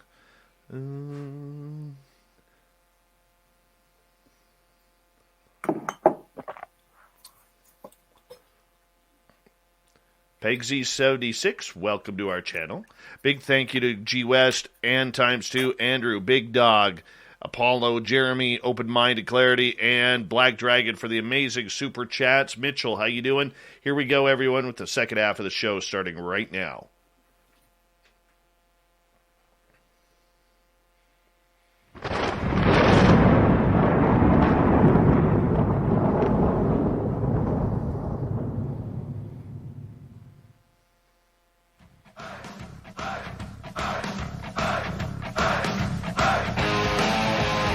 Second half of Spaced Out Radio is underway. Thank you so much for joining us. My name is Dave Scott. Good to have each and every one of you here tonight with us. Want to remind you that if you missed portions of this show or others, check out our free archives by going to youtube.com/Spaced Out Radio. Do me the favor, hit that subscribe button. Our website is spacedoutradio.com, where we have a plethora of features for you, including rocking out to Bumblefoot and reading up on Captain Shirk's SOR Newswire, Follow us on Twitter at Spaced Out Radio and on Instagram, Spaced Out Radio Show. We continue on tonight with Varla Ventura's Our Cryptid World. Varla visits us once a month to talk about all things weird and strange. Tonight we are talking about fairies and fairy folklore. And I love this topic, and so does Varla. And I know you do too by the response in the chat rooms. Her website, varlaventura.net. You can find all of her books anywhere in North American bookstores. Yes, there are still bookstores out there. And Varla, we're going to continue with audience questions here. Dee McKenna is asking, do you believe black-eyed children are folklore?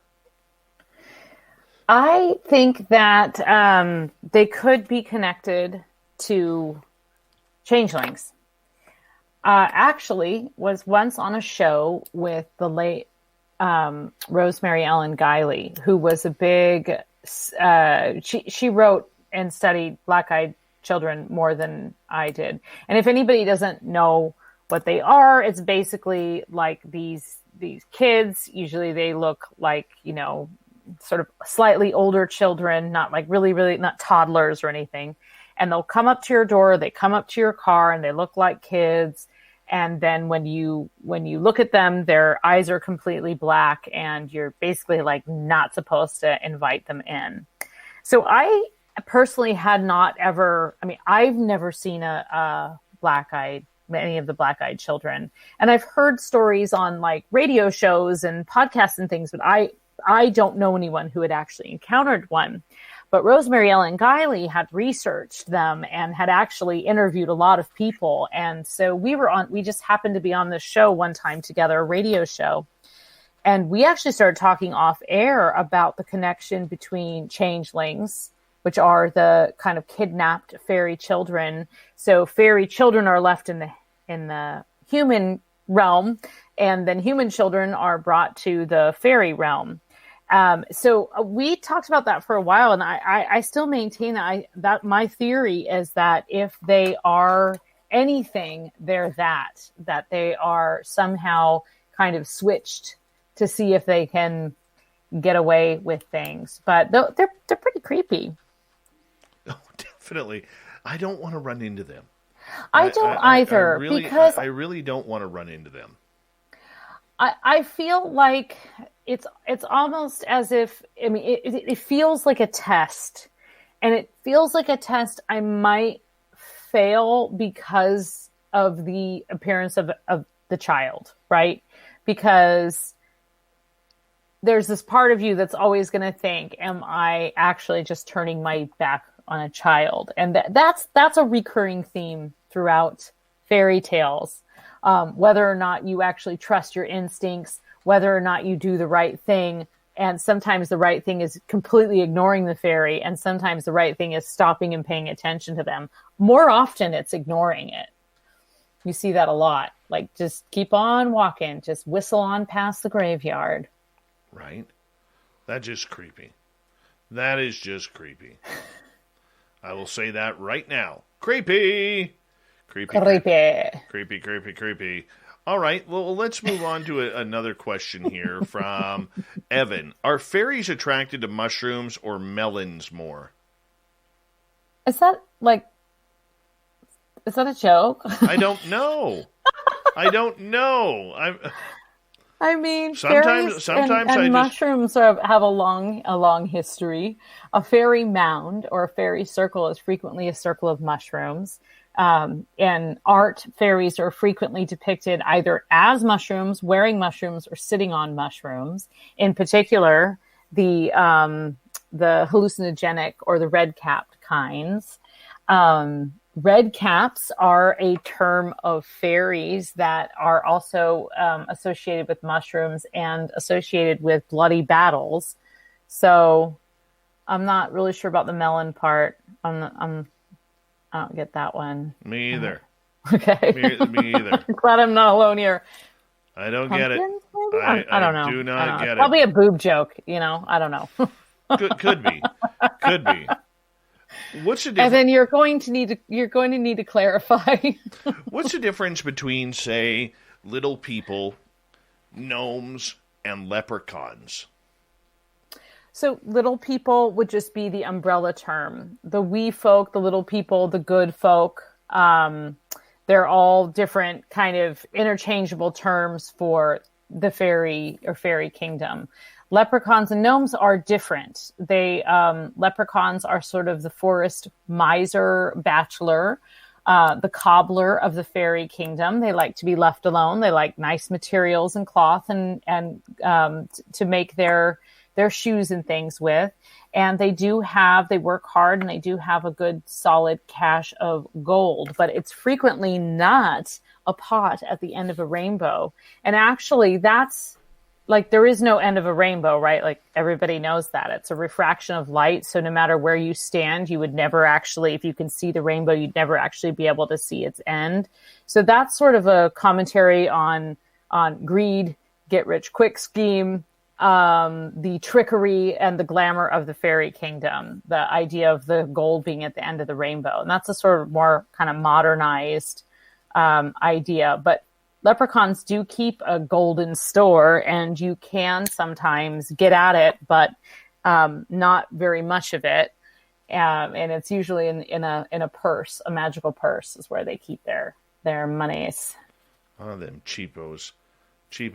All right, Adam is asking, is there a correlation between fairy sightings and oil field sites? I don't know. I've never heard that. I mean, I don't know. Be interesting.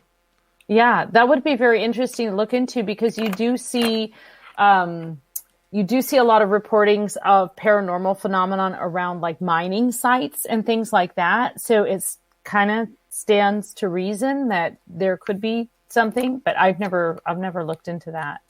All right, moving on. You Watcher wants to know, how real are gnomes? Gnomes are super real. And so we do think of gnomes as these, like, you know, the guy on Dave's shelf behind him there. We do think of gnomes as, yeah, there we go. These kind of pointy-hatted, bearded fellows, and that is one depiction of gnomes. Gnomes are usually kind of smaller guardians. So gnomes are placed in gardens because they are actually guardian spirits, and they're there to protect the hearth and home. And you see these in particular in Scandinavian cultures. You have the Nisi or the Tomte. They are these little kind of red-hatted creatures, partially carved out of wood. Sometimes it will just be a decorated log, and it's placed on a step, especially during the winter months. And it's meant to bring in luck and ward off evil spirits. And these are just as people wear a cross.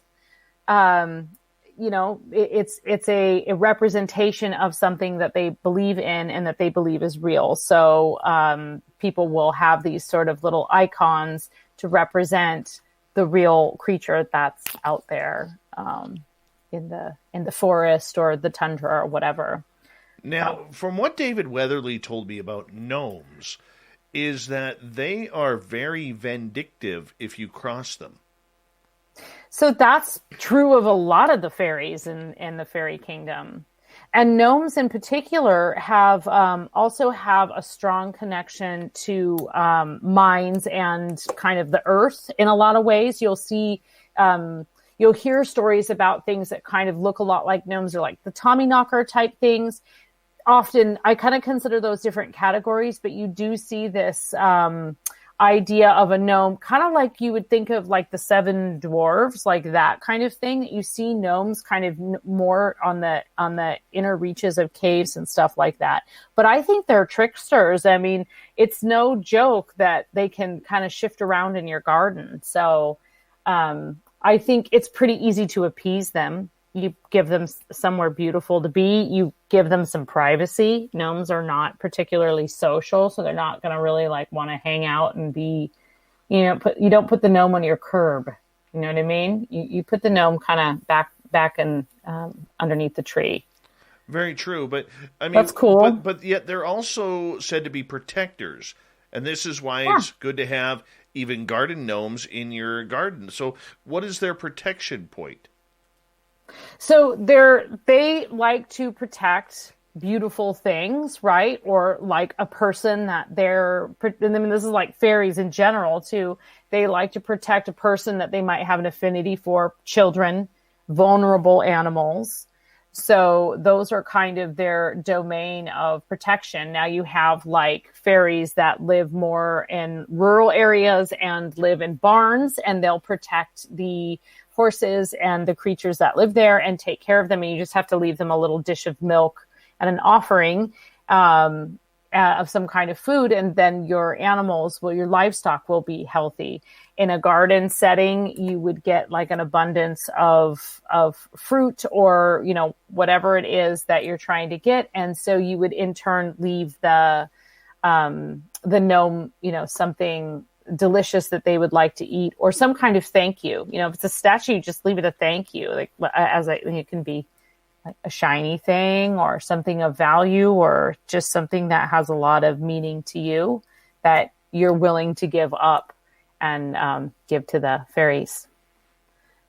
Okay. They like meaningful things. They don't want you to just go out and buy them diamond rings, right? They want something that you harvested when you were at the sea or that you took down from the cliff. Sinister is asking, do fairies actually have dust? I think that there are species, for lack of a better term, of fairies, especially that live in the garden, that use pollen as dust. And I think that idea of the dust actually comes a lot from pollinators in the garden. Fairies are also attracted to the same kind of plants that you have, butterflies and bees and other pollinators. They live in kind of a similar environment. And so I think the pixie dust kind of thing is actually can be traced to pollen. I think that's where a lot of the stories come from, trying to get them to carry the pollen to kind of magically create the fruit in the garden. Very interesting. Okay. So the fact that we have these creatures, they run around our yards, they run around our forested areas, they run around all sorts of places. What is their job? Are they there to protect the environment? Are they there to protect the forests? Are they there to protect the water supplies? What is their job? I think different fairies have different jobs. I would say in general, they are there to remind us of our lack of understanding and knowledge of the non-visible world is probably their primary role. But I think that you have fairies. Again, you have fairies that protect. You have fairies that protect the wild. So some of those trickster fairies are really protecting the wild. They don't want you going off road. They don't want you going on your ATV across a endangered species, marshland or whatever. So mermaids could be protecting the sea. They could also be protecting themselves. They could also be there to shepherd the souls of, people who die at sea, and they're simply psychopomps. I think that the fairy kingdom is so complex. There's not one job. They don't have one role. They all have different desires and domains. Big snore for my dog there. I was like, what the heck is that? He's got his own domain. I was like, is the bear at the window? No, just my dog. No, you would think the dog would bark if the bear was at the window. He's sleeping. Varla Ventura is our guest tonight on Spaced Out Radio. Low Pro is asking, is there any information about what gnomes or fairies actually eat? Oh, yeah, there's quite a few stories talking about sort of a, fairy feast. So I would say that the number one rule with any kind of offering that you leave is that it should not be scraps. It shouldn't be like, you ate your dinner and, instead of throwing this leftover stuff away or putting it in the compost or whatever, you're going to put it on a plate for the fairies. That's not going to cut it.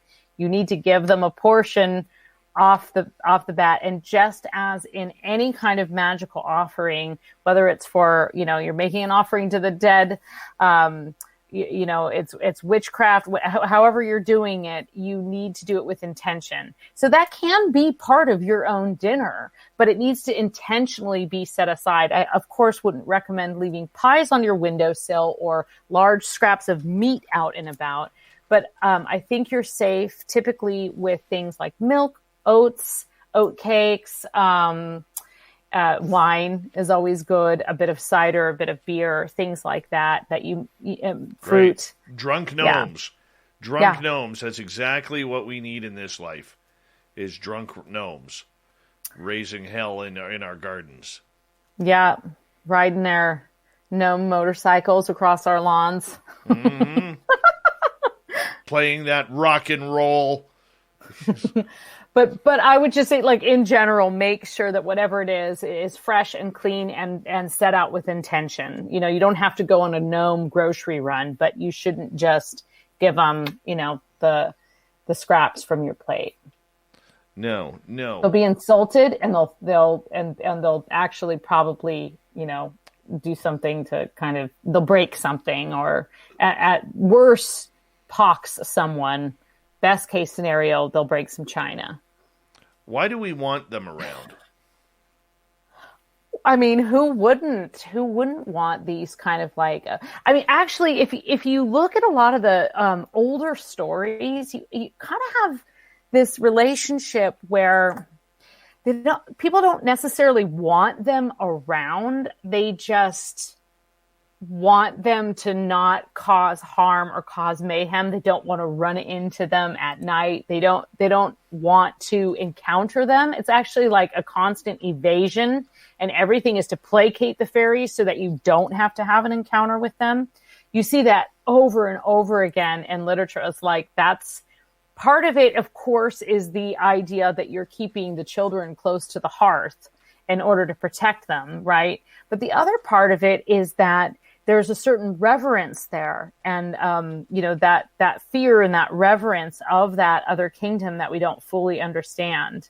I think that we want them around because we want to, because we're believers. We want to believe. We want to see.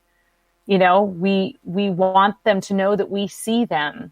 And I think if you are interested in doing any kind of like fairy work in that way, on whether it's a kind of cursory way of like, I'm going to hedge my bets, or you want to do some kind of deeper work and meditation and see what the fairies bring back for you, whatever, end of the spectrum you're on there. Hello, it's Congressman Stephen Palazzo here to invite you to my annual Academy Day. Each year, I have the privilege of nominating high school seniors to the U.S. Service Academies so they can begin their military service careers. All high school students in Mississippi's 4th Congressional District are invited to join me September 4th from 8 to 11 a.m. We will be hosting the event virtually this year, and we'll meet via Zoom. Head to my website, palazzo.house.gov, to learn more about the congressional nomination process and Academy Day. Paid for with official funds from the office of Stephen Palazzo. If you're a State Farm customer affected by the recent hurricane and need to submit a claim, go to statefarm.com, call 1-800-SF-CLAIM, download the State Farm mobile app, or contact your local State Farm agent. With one of the industry's largest catastrophe response teams, State Farm and your agent are ready to help. Go to statefarm.com to start your claim. Like a good neighbor, State Farm is there.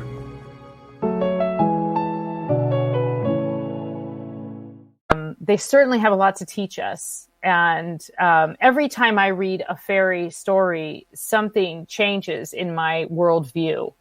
And sometimes it's just laughter, right? But other times it really, these stories exist to also kind of help us reevaluate where we're at in our own lives. So that's another real value in what fairies teach us. Okay. What are the ones we should try and stay away from? I mean, you probably, pukas sound funny, but they're not at all. You probably want to avoid them. They really, these are the ones that'll make you like wet your pants in the middle of the night. You know what I mean? Like they're scary. They're not going to kill you. There's not a lot of fairies that cause death. That's not really their thing, but they are comfortable with death, and they're perfectly okay with scaring you. like someone had asked about summoning a banshee. I personally wouldn't recommend that. If you know that you have a banshee in your family, if your family has inherited a banshee and you want to ask them something, I mean, usually banshees, they just accept it, come and go. Somebody, and I can't remember if it was on the last time we were on or if someone wrote me this, but they said that I think someone actually wrote me this, that their family, they hear like what sounds like a cat meowing. And it means that someone's going to die in their family. And like many generations have actually heard this and they know that it's what it means. So yeah, there's actually a lot of fairies that you probably best to avoid, but they're the ones that tend to keep more in the wild. And if you are going to go and trespass into their territory, you just need to go at it respectfully. Not unlike you would if you were, you're not charging into the forest looking for Bigfoot with like an axe, saying, come and get me, right? You're going out there and you're trying to be hopefully relatively respectful of the environment. And I think fairies, can do that. Fairies are the same. We got 3 minutes left before the top of the hour. Amy is asking, any relation to harmonics in your experience? So I'm not really familiar with harmonics unless you're talking about like singing bowl kind of, or like meditation based on certain sounds. I definitely think if that's what you mean, then I do think that fairies respond to certain tones. And like some of those lower toned wind chimes, I think can attract fairies. My mom has a lot of stuff going on her property, and she's got some of those real low-keyed wind chimes that make real deep sounds. And then she's also got like a well in her garden that she's put up, and she regularly makes contributions to it and asks and thanks them. And we have literally seen her garden grow overnight. Like it's kind of crazy. So that is weird. But I'm not really sure. I mean, I'd have to Google exactly, or ask you exactly what you mean by that. But if you're talking about like the connection with sound, then yeah, definitely. Well, that's cool.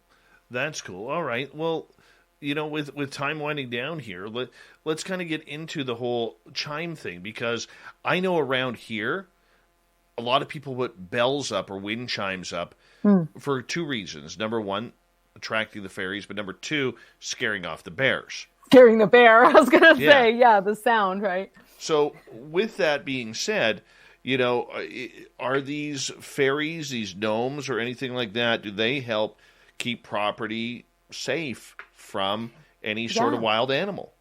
You can definitely, well, I don't know if you can, they can ward off wild animals, but the bell or the sound of a chime or the bell itself is usually a call to any kind of spirit or fairy.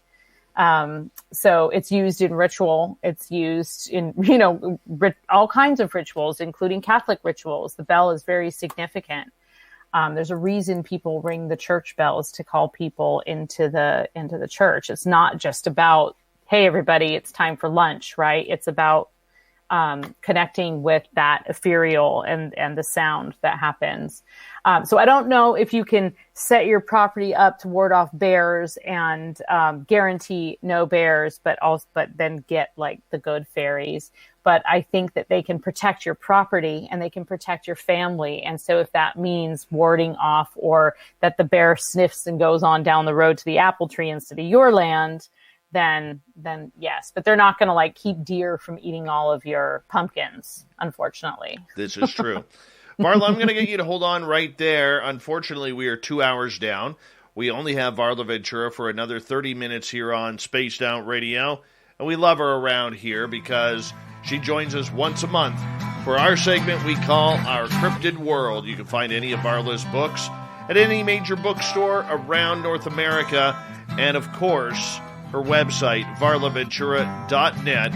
Our Cryptid World with Varla continues right after this. Then it's Dave 101 at the bottom of the hour.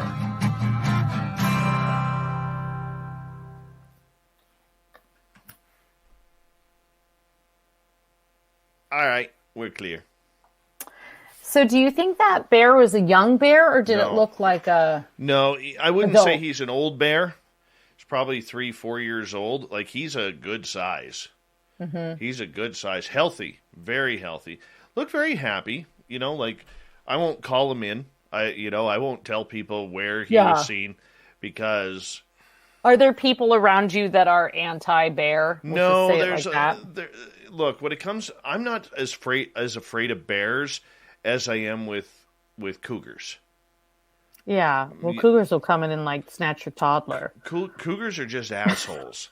Okay, they really are. And this guy is not doing anything. The majority of people here understand, just let the wildlife be. Yeah. Okay, it's funny because the minute the bear's out of the area, all our deer come back, and the minute the bear's in the area, can't find a deer for obvious reasons. Mm. Right? Because I got a mama with twins who is always in our area. Always.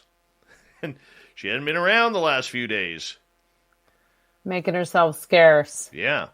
So, I mean, the majority of people here, they understand it, that it comes with the territory. They don't even bother calling it in. The majority of people who do call it in are the people who just moved here from other towns or Vancouver. A more urban area Yeah. that they're not used to. Yeah. Absolutely. Okay, now I have a crazy story for you because where my sister and her husband and their kids, they live like even further up the hill from where my parents live, which is like really rural outside of in the Sierra Nevada foothills. And they're all like off grid and Sounds like our listener Joe. Same area. Yeah, they could be friends. Who knows? Who knows? So my sister lives way up there, and they had this like crazy experience. And all the years, of course, growing up there, there's a lot of rattlesnakes in that area, and there's some areas that in that part of the foothills that have just been completely destroyed by hydraulic mining, like back in the 1800s, when they would just get these big cannons and blast away the hillside to get the gold out. Right. So as a result, there's almost like these kind of like desert-like areas in what otherwise had been kind of a forested place. And so it's super, like we used to camp down there and hang out down there, but there's always rattlesnakes in that area. And because this year was so dry, my sister had this pretty fat rattlesnake under her house. Oh no. And they've got, a couple of dogs, one of whom would be more inclined to try and like hunt it. They've got several kittens and 3 kids, right? I mean, they're older kids, but they're still kids living on there. Everybody's in the property, and it's like, what do you do, right? And what had happened is it was normally that part, it doesn't usually have rattlesnakes. They have lots of bear on their property. But they don't normally get rattlesnakes there. And they think that just because it had been so incredibly brutally hot that the snake actually went under their house for like air conditioning or shelter. Cool. Yeah. Yes. And so to their credit, in spite of all they had kept all the animals inside, and they left it alone. That was the first rule. Rule number 1 is leave it alone. Mm-hmm. And they were hoping that it was just taking respite for the day and then was going to like slither on its way. And the next day it was still kind of there. And so my brother-in-law started researching like how to deal with it. And it's pretty intensive. So he and his son, who's, my nephew, who's actually the one who designed like my Varla Ventura logo that's on my website. Mm-hmm. He's really talented. And anyway, so they basically got this like 5-gallon bucket and a long stick with like a pole on the end. And they came home and the snake had moved, but it was like in their driveway. Oh no. And they somehow, not only did they got it, they what you have to do is you have to like get the snake, kind of irritate it so it grabs onto the pole, and then shove it into the bucket and then put the lid on the bucket, which is the hard part. And then they took it down. They took it about, 3 miles away to where its natural habitat would be. And they chucked it out. And you got a mad rattlesnake now. And they chucked it out into the scrub and then ran. And my sister said they came back and they came back not only with the bucket, but with the lid. Everybody was so impressed because they didn't kill the rattlesnake. They handled it, and they came back with the lid. So it was kind of, because she moved onto this property, and there was a bear trail on the property.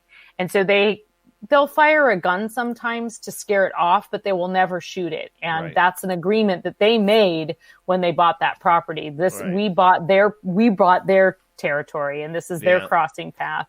Yeah. So, yeah. Not me, man. Not me. Yeah. Nope. I know. I was like, I don't know. I think I would. I actually might have like freaked out and killed it, especially with like kids around. Yep. And she said, "How? Shoot a gun under my house? Like there was no. You got to torch the house. That's exactly what you need to do. Burn it down. You got to burn it down. Hold on 1 second here, because we only got about 28 seconds left. Sage Necro, welcome to our channel. Thank you for joining us. And bears do fear Chad Smith, that's for sure. And Fat Bass, how's it going, man? Good to see you. D. McKenna, good to see you. Big thank you to Black Dragon, Open-Minded Clarity, Jeremy, Apollo, and ×2, Big Dog, Andrew, G. West, and Smelly Michelle for the wonderful super chats. Here we go at the last half hour with Varla.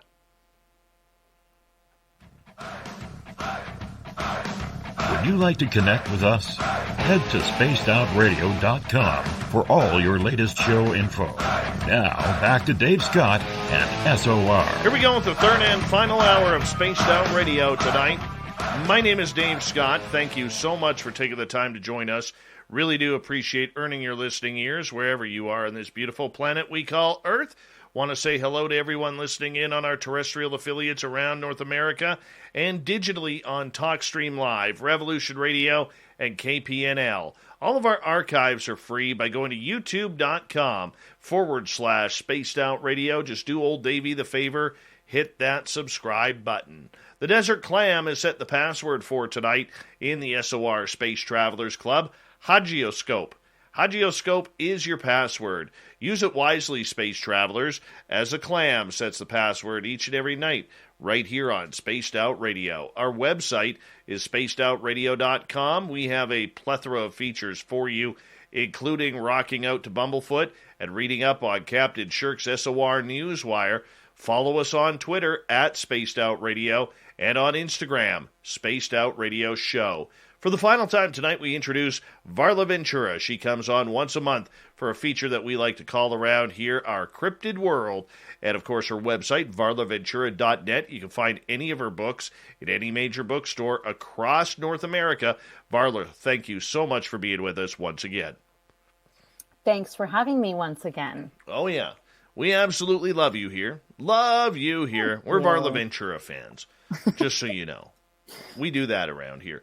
Varla, for everyone and every story that you have heard, tell us a story that's really weirded you out where you just couldn't put your finger on, whether it's about fairies, pukas, changelings, gnomes. Is there a story that really sticks with you? Yeah, there's a few. I think that some of the changeling stories are pretty disturbing, and especially kind of given the lens of modern times. Just again, a changeling is a fairy switch. So it's a baby that is left in place, a fairy baby that's left in place of a human baby, or a human baby that's taken away to the fairy kingdom. And some of those stories are particularly haunting and disturbing. You have, a time in which women are giving birth in their homes, and so certain precautions are taken to keep fairies out so that the baby isn't snatched away. You have the idea of birth defects and postpartum depression that, of course, there were not words or names for those then. So those were often attributed to being changelings. Anything that was unusual was considered, or abnormal in any way, was considered to be part of the fairy kingdom. And there are some pretty creepy stories surrounding the idea of a baby being taken into the fairy kingdom, and how can you get it back, or a people being accused of raising a changeling baby because the child ate a lot and grew at an enormous rate or had an unusual appearance. And we can look at that today and kind of see how people might have explained away certain like anatomical anomalies, but also just the idea that something can, you could be in this little cottage in the middle of, Donegal and with your nearest neighbor miles away, and something more sinister can come in the night and take your child. So those are always very haunting. William Butler Yeats has some pretty disturbing descriptions of the changelings and how to kind of thwart them and things like that. So I think that those always stick with me. The idea that even in your most safe place, you could look down into the crib and something else could be there. So those kind of really haunt me, I think. And I can see where they would haunt you. I mean, or anybody for that mind. But what kind of damage can some of these creatures do to people? Are they killing people? Are they moving towards harming people? Are they affecting the brakes on our cars? What are they doing? I mean, mermaids are kind of... The mermaids are the ones that can kill you, really. Like of any of the creatures in the fairy kingdom, in that great, kingdom of the fae, mermaids are probably the ones to worry about the most. I know you don't like sharks, but mermaids are probably right up there in terms of predator. But part of that is because there's... it's dangerous, right? Like the sea is dangerous, and mermaids have this sort of allure and trickery that can cause you to think that that you can live under the water with them. I would say that they're not alone, but by and large, most of the stories of any kind of real harm or death coming tend to be from mermaids or some kind of drowning or some other kind of like boggy water creature. More often you just have some mayhem. You have like there's some stories, some things that are actually considered banshees that seem very poltergeist-like. There's a malevolent banshee. There's a few stories about a malevolent banshee that I've read where it basically comes in and thrashes your house like a wild wind and screaming all the while, which sounds much more kind of like poltergeisty, right? That it can control objects and stuff. So yeah, I mean, they're not necessarily causing death. There can be a lot of misfortune. Poverty is a big one. Which is something we all fear, right? Like poverty, having things taken away, sometimes creating situations where there's maybe not enough food or there's no protection from the disease. But by and large, fairies aren't there to cause that. They might point it out, they might magnify it, but typically it's the humans that are the cause. They're the ones responsible, so. But I mean, revenge is revenge. Sure, but fairies don't always need to seek revenge in the same way that, you and I need to seek revenge. We'll talk offline about that.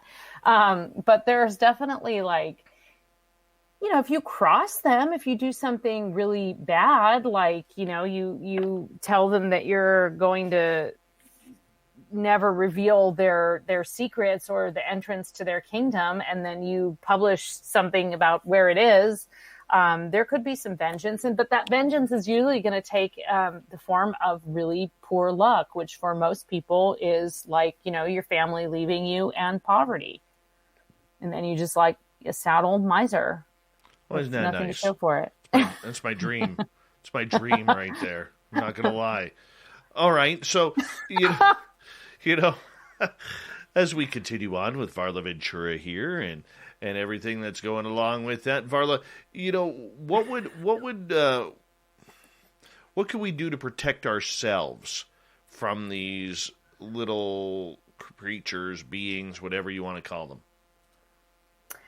So your best bet is to, create some kind of invitation to the ones that you want to attract, such as in your garden, and do that outside of your home, and essentially just kind of like avoid inviting them into your home or across your hearth in any way. If that's something that just like totally freaks you out, or you're worried, you can do nothing about the banshee.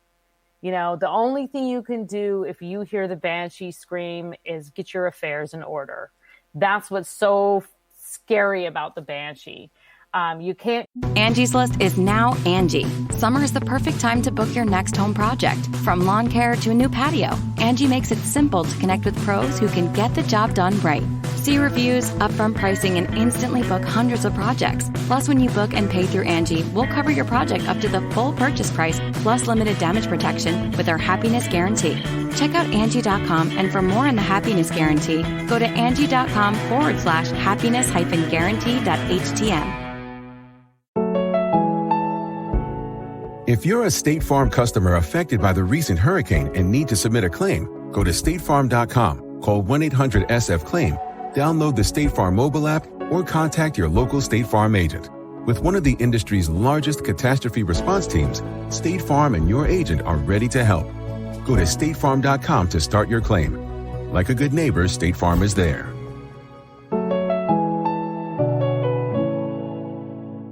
Control it. You can't summon it. You can't make it go away. It just is, just like death. So you can, there's all kinds of fairy charms.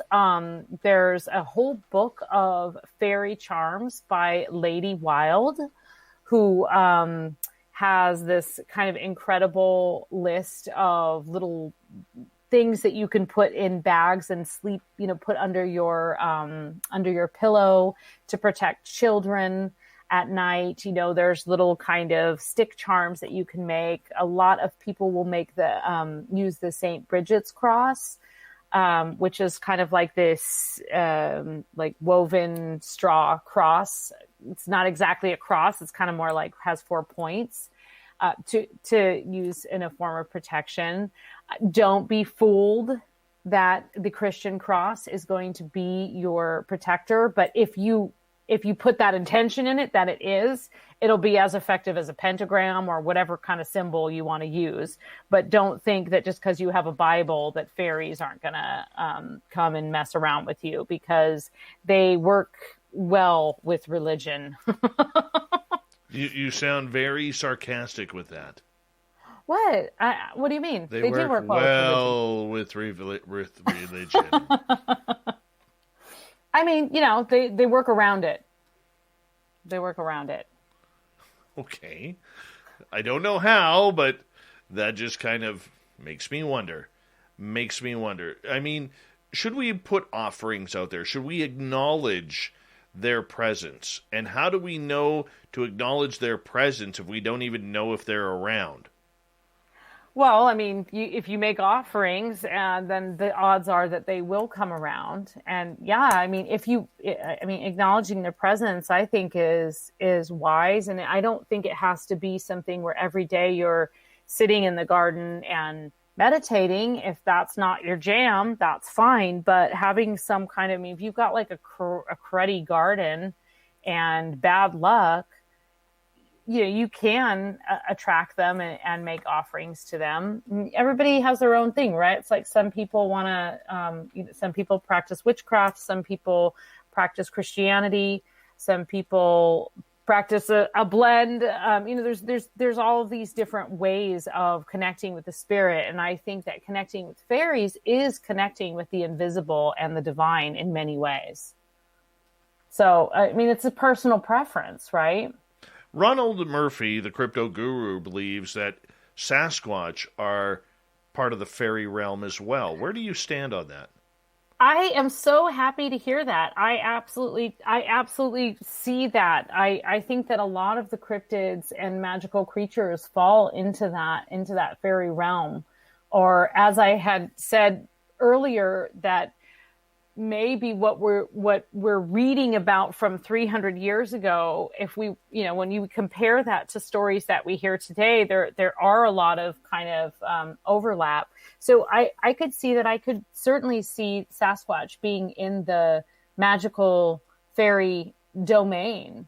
It makes a lot more sense, especially because they do seem so particularly elusive. They're always associated with the forest and some kind of natural setting, right?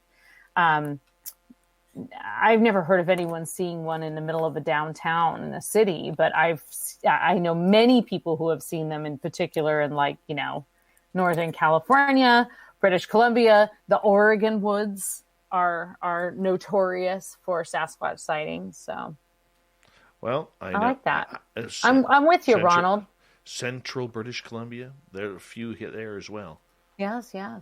but so you are convinced that they are a larger part of the fairy, because I mean, to go from a fairy that is a couple inches big to something that is like 9 feet tall and 550 pounds. I mean, that is just a little bit. No. If you read a description of a puka, they are giants, and giants are in the fairy kingdom, and trolls are in the fairy kingdom. I mean, it's not just little. I mean, they are frequently referred to as the wee folk because many of them are wee, but there are certainly instances of large beasts, such as a 9 foot tall horse. So I don't think it's out of the realm. I don't know if I'm convinced of that, but I think that there could be some pretty compelling arguments. And you could, if you were looking, probably dive back into some of that folklore and see if you can find stories that seem similar to a Bigfoot sighting. Okay. All right. I mean, I'll give you that. I've never done it, but I could see that. I wouldn't rule that out at all. Okay. Do these cryptid creatures like? Would you? Well. Or do you think it's its own thing? I mean, do you think that like Sasquatch is its own species, or? I mean, it doesn't really matter my opinion on it. I think it's its own species. I do, but hey, if it's got to be representing the fairy realm, I'm okay with that. So let's just go back to like something that I wanted to touch on, that I touched on in the very beginning when we're talking about the fairy kingdom. And in particular, in the Celtic view, of the fairy kingdom, we are talking about the fairy kingdom essentially being the realm of the dead, the invisible, the unseen, the unusual, the cryptids, all of those things, vampires, werewolves, those all fall in that domain. It's the other realm. So I think that my view of the fairy kingdom is pretty expansive. I think we can get to the nitty gritty of different types of fairies that are more common and that we see more in literature and that we talk about more. But the greater fairy kingdom in this worldview, which is not my worldview. I mean, I certainly have read this worldview and agree with this worldview, and it makes a lot of sense to me. The idea that there's this kind of other realm, and all of these BCs live in that other realm, and sometimes the gates are open. Makes sense. So do you think, your opinion is important, I think, on this in particular, because and have had more experience with Sasquatch than I have. Do you not consider them like magical, or for lack of a better term, or like a higher being? Do you think they're more just sort of like grunty animals? No. I do believe there is something very special about the Sasquatch. What it is, I'm not quite sure yet. Now, I don't believe that it is a Gigantopithecus. I don't believe that it is something that is, a monkey or something. I think that's ignorant. There's too many stories out there, including my own experience that I had, where I saw pixelation. And then when I saw that, a few seconds after we saw that pixelation, we got roared at. I do believe there is something way more serious with this creature than just being a flesh and blood creature. So I do believe that it is its own thing. I'm not sure what it is, and I want before I make an opinion on it, I want to make sure that I know what I'm dealing with. Yeah, I mean, but just even saying that, the fact that it can change your perception and then, create this sort of the audio and then have that kind of pixelation.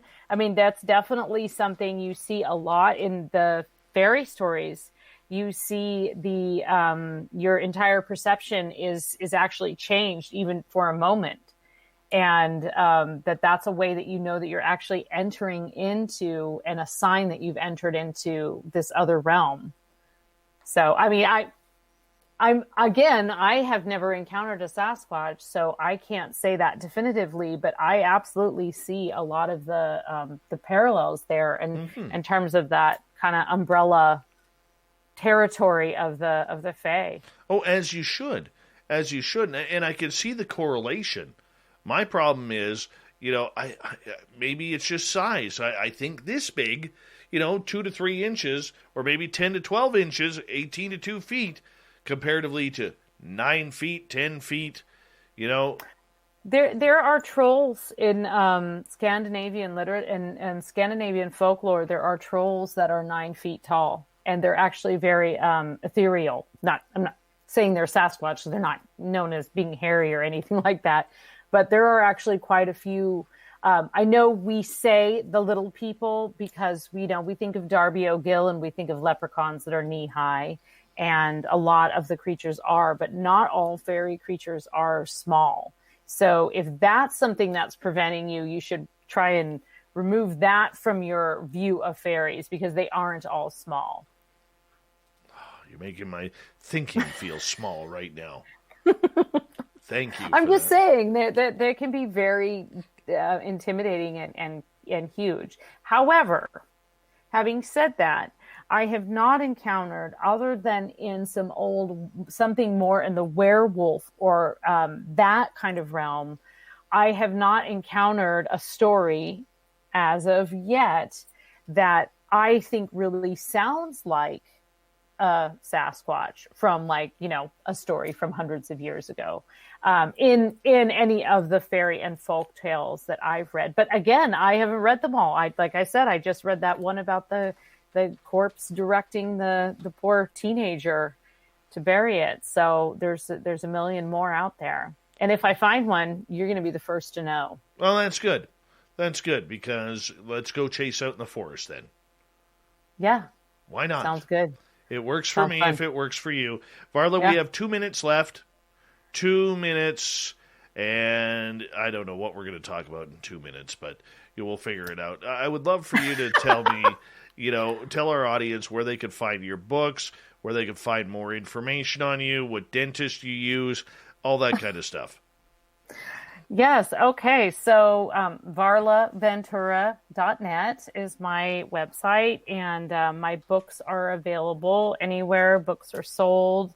They're all in print. I have one called Fairies, Pukas, and Changelings. I think someone in the chat asked if it was appropriate for children.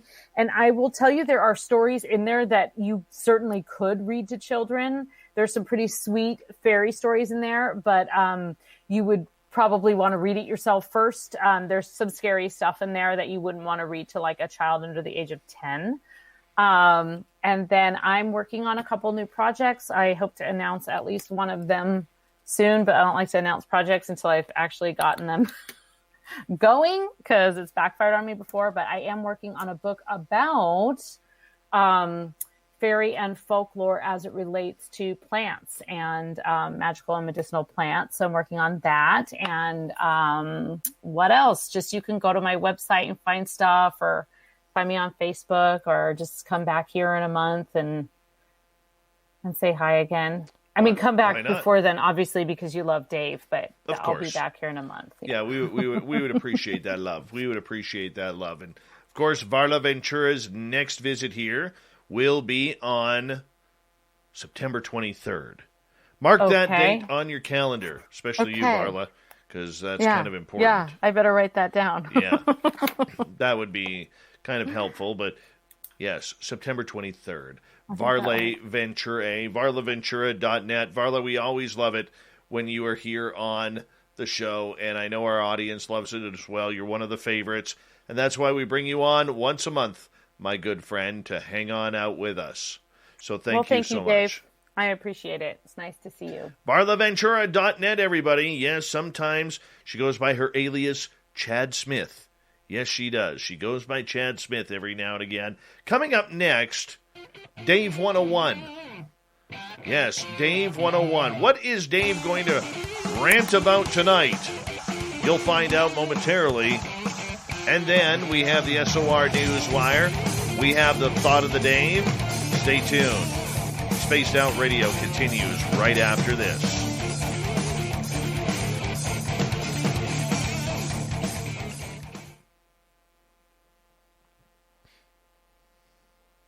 Varla Ventura, everybody.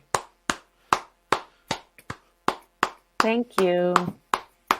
I like giving you a few claps afterwards. Thanks. Thanks for having me again. That's how I roll. That's how I roll. Yeah. All class. Well, All I should have shaved for you, but oh no, I didn't make it. Were you planning on shaving? Yeah. Just part of it or all of it? No, just a trim down.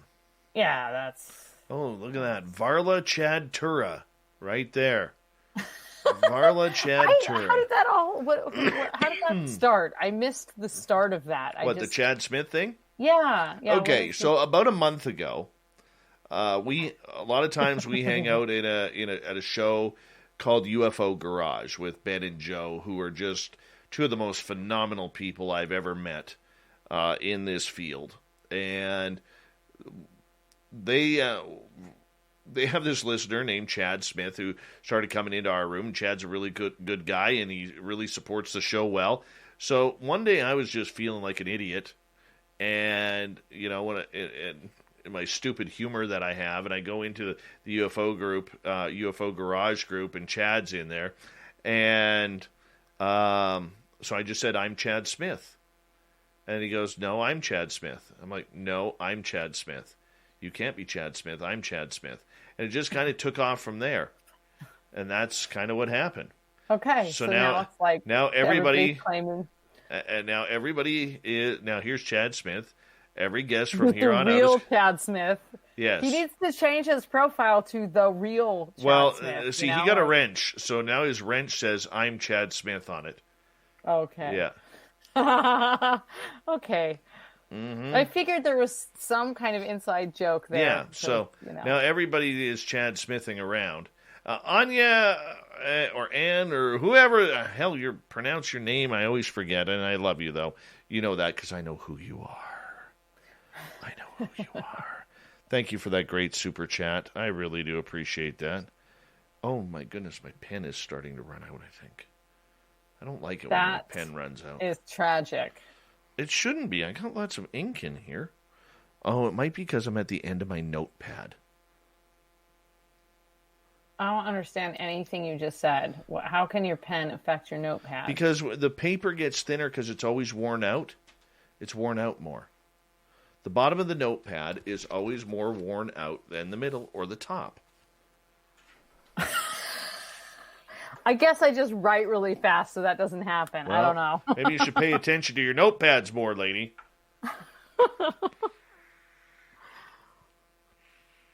All right. Attractive, right? Varla Ventura. All kinds of gear. We'll talk to you soon, okay? Okay. Thank you so much, Much love, Dave. my beautiful friend. You too. Take care. Varla Ventura, good night. everybody. Bye. Varla Ventura. Varla Ventura. Look at those teeth, everyone. Let's zoom in on those teeth. Hold on. Let's zoom in on those beautiful teeth. Look at that. Come on. Look at that. That is twice a day brushing and flossing, people. This is what happens. 3 times. What's it? You brush 3 times a day? Sometimes, yeah. I hope you don't. I like to brush my teeth. I hope you use a soft toothbrush because you don't want to. I do. I use a soft. Yeah. I use a Quip. Good. Maybe we can get some sponsorship. I use a quip. There you go. There you go. Okay, Varla Ventura. Good night. Good night. Thank you. Bye-bye. Varla Ventura, everybody. Varla effin' Ventura. All right. We got coming up next, we have the Dave 101. Sonia's News. Now that you're here, because I've been trying to, I don't have your email or anything. So I'm going to put it to a poll publicly here.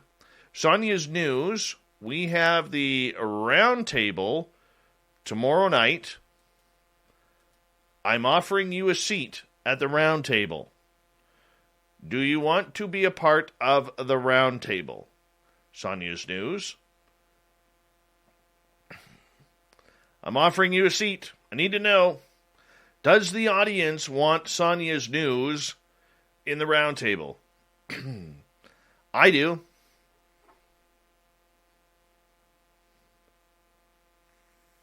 Lynn is doing great. She's feeling much better. And she'll be back for the weekend. And, yeah, she's doing good. She's doing very good. I talked to her today. Sorry, Jenny, I did see your question earlier. Forgot to answer it, so I do apologize. Here we go, everyone.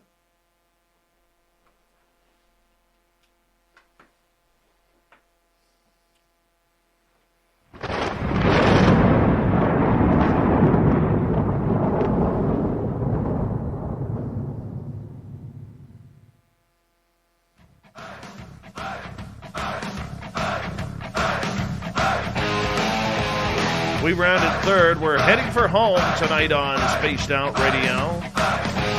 I am your host, Dave Scott, sitting in the captain's chair of SOR headquarters. We welcome you to tonight's show, and if you've missed most of this show or others, check out our free archives by going to youtube.com/Spaced Out Radio.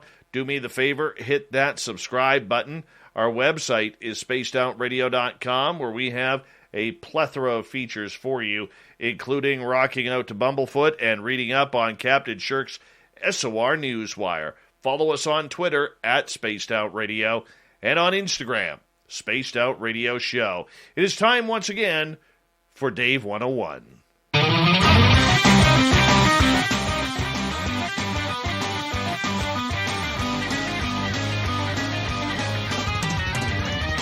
It's time for Dave 101.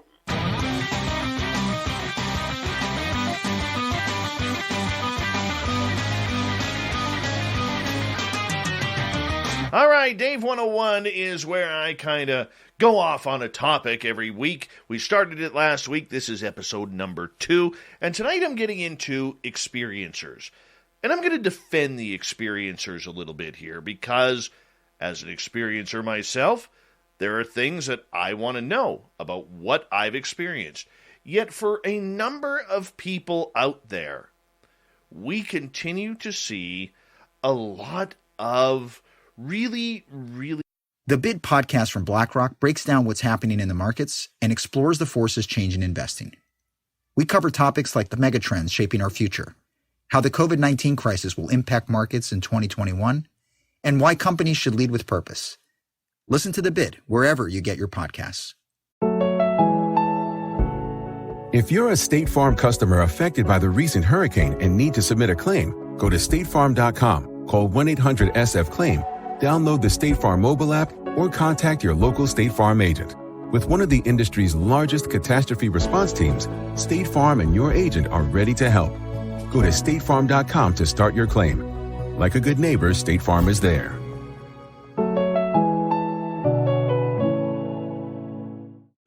angry people. Angry people that want to put down, cut down, slit the throats of those who have had experience. Oh, this goes way beyond skeptic people. This goes way beyond people being skeptical about what is truly going on in this world. Look, I am skeptical. You're skeptical. A lot of people out there are skeptical about a lot of these outrageous claims that people, such as myself, make. And you should be.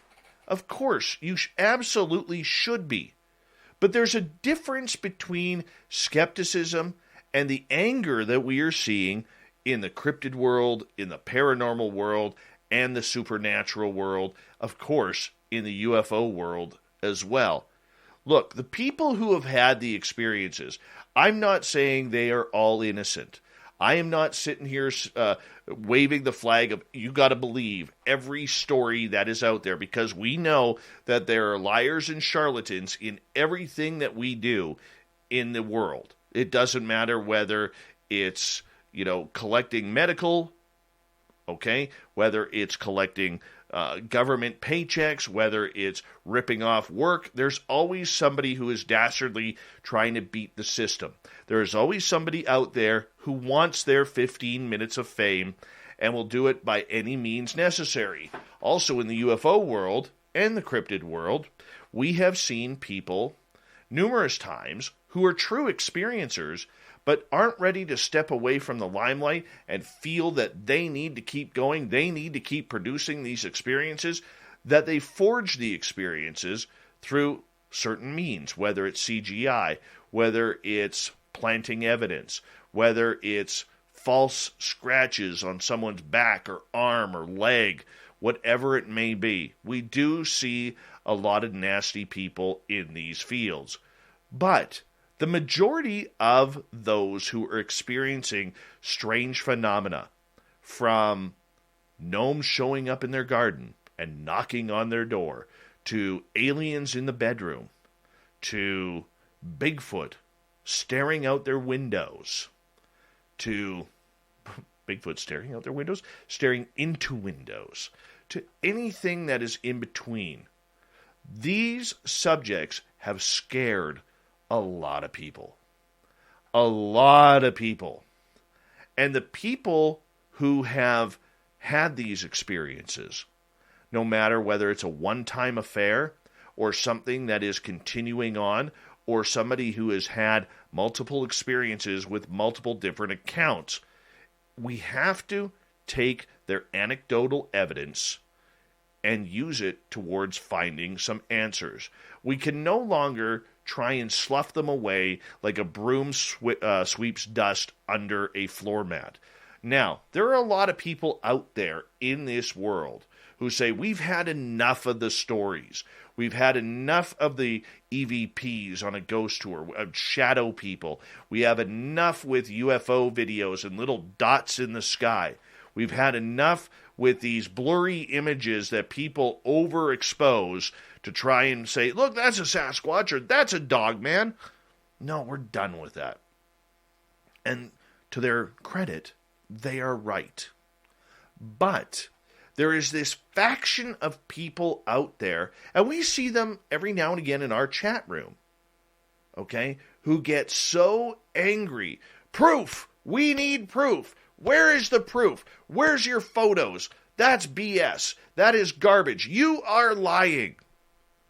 Okay? I went on a show a couple weeks ago where somebody posted that my experiences must be due to mental trauma, because I fully admit that I suffer from depression and anxiety.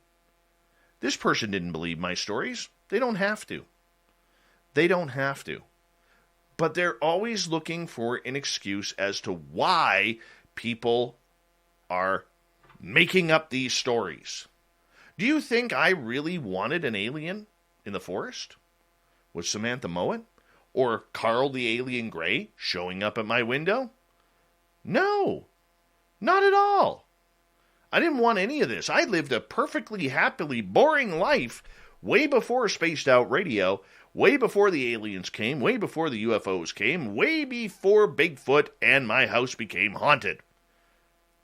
Had a very happily boring life. And I enjoyed it.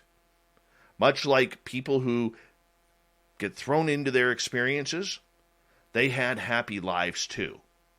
This is not all a bed of roses. It takes a lot of strength for experiencers to come out and say what they have experienced.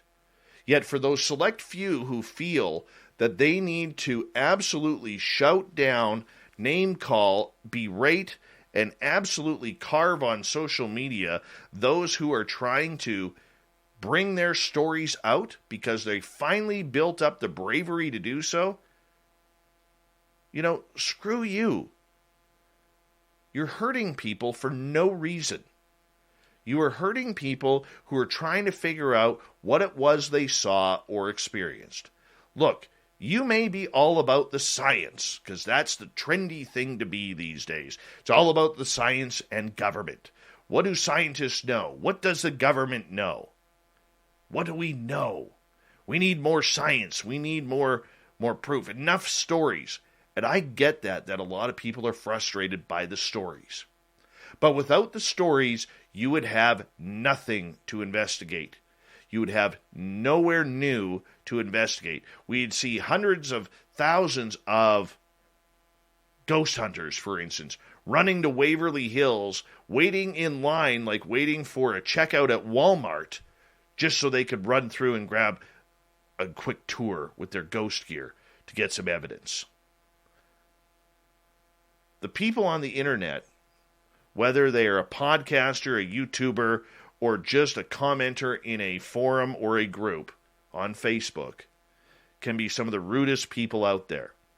And they act like they are the ones who know it all, when nothing in this field has ever been proven. Nobody knows what a Sasquatch is. Nobody knows what a UFO is. Nobody knows what an alien is. Nobody knows what a ghost is, or a shadow person. Or, like Varla Ventura said earlier, nobody knows what a gnome is, or a puka, or a changeling, or a sea hag. We do not know. What we do know is there is some crazy awesome mysteries that are running around our planet that some of us have had the privilege of experiencing. And those experiences have led us to 1,000,001 questions that float through our brains on a daily basis. For those who have had multiple experiences, they are literally right there. And they are trying to figure it out for themselves because they don't probably have a lot of people to answer to. So, like anyone's problem, a lot of us reach out to the internet. And we reach out on social media. Have you had this happen to you? Have you seen this? What do you make of that? But we are so crass and so arrogant and egotistical that many of the people in this field feel they just got to cut people down. I think this is the reason why we do not have a lot of quality evidence coming forward. I bet you that smoking gun Patterson Gimlin Phil, a.k.a. 2021, not 1967, is out there somewhere. But if I were those people who filmed that film, knowing the rhetoric and the chaos it would cause on social media, there is no way in hell I would ever release it. Look, we want to prove these, but do we really want to prove the existence of these creatures? Do we really want UFO disclosure? No, because it ends an argument for many people. If we find out that Bigfoot is captured, goes into a government jail where he disappears, are we going to believe that? And I mean disappears like vanishes, like a Star Trek type thing. All right, are we going to believe that? No. We don't want the arguments to end. We need this drama, and there are a number of people who feed off of this drama. The drama is causing a lot of heartache, a lot of heartbreak, and a lot of sad people. I've seen it with my own eyes. People who don't want to talk about their experiences anymore because they were in a Facebook group or they were on a YouTube show and they got absolutely trounced because nobody wanted to believe them. It's okay not to believe. What's not okay is tearing someone down because you don't believe them. That's where things get into trouble. That's where the chaos ensues. And that's where the drama begins, when it never really had to. So in closing, don't get mad at the experiences, or if you hear someone on this show and you don't believe them for a second, hell, even if you don't believe me, don't get mad. There's no reason to get mad.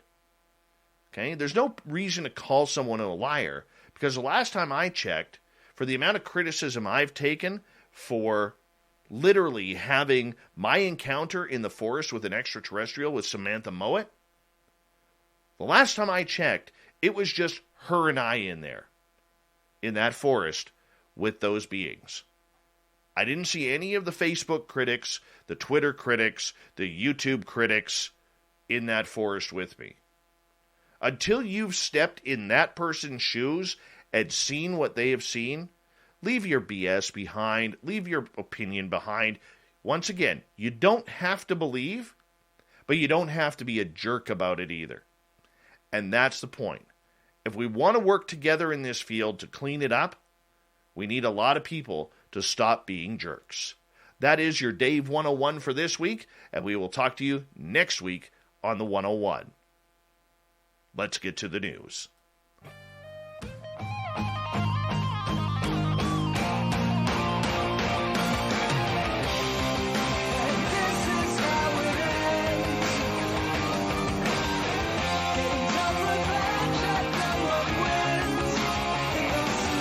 The news is always changing, which is why we bring you the SOR Newswire. And Shirky Poo has us set up tonight with some real good stuff. Workers at Hamilton Public Library in Ontario found a copy of The Perennial Philosophy by Aldous Huxley in a return bin 27 years after it was last checked out on December 13th, 1993. Welcome back, Lost One. A post about the discovery of the library's Facebook page reads, a new edition of the book was printed in 2009. Lisa Rada Weaver, the library's Director of Collections and Program Development, says she didn't know where the book has been. We do know that our books go on a lot of adventures in our city, our country, and around the world. We hope the book has had a great few decades away from the Hamilton Public Library. That's awesome. All right, for millennia, indigenous cultures in North America have had a close bond with nature. Now, new research has found 3 genetically distinct grizzly bear territories align with maps of where specific First Nations languages are used in coastal British Columbia. Oh, this is cool. In other words, the grizzlies appear to remain in regions populated by certain indigenous groups. The mind-blowing discovery made by an international team of scientists demonstrates just how closely humans and bears are connected, a relationship that members of the Native Association First Nations confirm has existed for centuries. We and the bears have had a lot of the same needs, and it makes sense that we stay fairly close to one area and we have enough resources to feed us. Jennifer Walkus, a scientist, First Nation scientist on the research team. Yeah, it's definitely in line with the fact that most First Nations considers bears to be family. That is something that we are very close to. Awesome. That is a really, really cool story. Moving on, a mother, before I even read this, none of you out there listening ever take my advice to stay the hell out of the ocean. There are things in there that want to eat you as food. Doesn't matter if it's you, your children, your grandchildren, your nieces, your nephews, or your neighbors next door. All right? Stay the hell out of the salt water. A mother accidentally videoed the moment a shark came in too close and almost made contact with her young daughter, who fled the water after seeing the dorsal fin coming towards her in a beach in South Carolina. Yep. Her daughter was almost shark food right in front of her in literally about 5 inches of water. Nicole Oyster and her daughter Sarah, who's just 11, were spending the day in Myrtle Beach. Well, Nicole took video of Sarah playing on her boogie board around the very shallow waters. And of course, as a kid, she's going to fall. Until that moment happened. Yeah. So what happened? Here comes Mr. Shark, swimming through the tiny waves right towards the little girl. The little girl screams, jumps up, must have startled the shark because instead of hanging a right towards her, the shark said, no, I don't want anything to do with you. I'm out of here. All right, and hung a left. Stay out of the ocean, people. You're food in there. Food. Stop being food. A moose charged a runner and left him with a hoof print-shaped cut on the back of his head in Colorado. The New Mexico man was out for his daily run on a trail with his 2 dogs when they encountered a big bull moose. Never a good sign. The runner was on the trail in Winter Park, Colorado, a town about an hour and a half from Denver. The dogs were off leash about 50 feet in front of the man during the run. Then suddenly they bolted back towards their owner. Why? Because of the big moose. Moose are dangerous. Yeah. The man took 2 steps forward to see the moose better, and that caused it to charge at him. The moose attacked the runner, giving him a couple of minor injuries, a couple of suplexes. It just happens. That's what moose do in the wild. The man was taken to hospital. He's said to be okay. Very lucky that the only injury is the hoof-shaped print that he has on the back of his head. Could have been way more dangerous than that. Let's get to the thought of the Dave.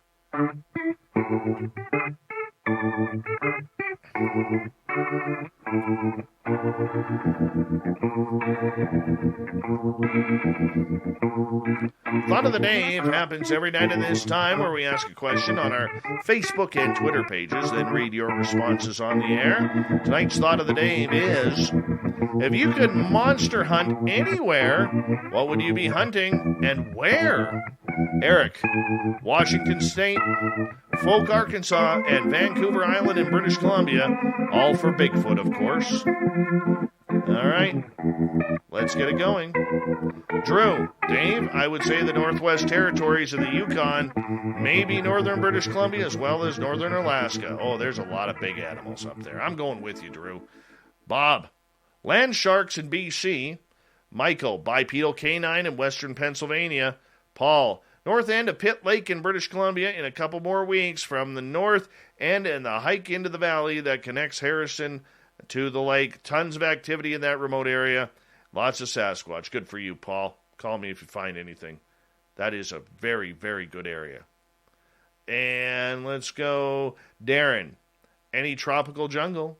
Chantel, I would monster hunt a truck. Okay. I don't know why. Barry, within the Capitol building of D.C. Oh, that gets political, so thanks, Barry. I don't know why we do that. All right, Joe, no, come on, people. Come on. You know what? That's it for the thought of the Dave. We'll get a few more here. There's nothing that pisses me off more than when people have to bring idiotic politics into the thought of the Dave. 3 of my last 5 that I had to skip over, all due to politics. All due to politics. Look, we get out of the politics BS here, guys. Get out of it. It's not funny. It's not funny. You're not being crafty with your words, all right? You're not. And it's not going to get read. Mary Beth, Bigfoot, Pope County, Illinois. Not sure if I would call Bigfoot a monster, though.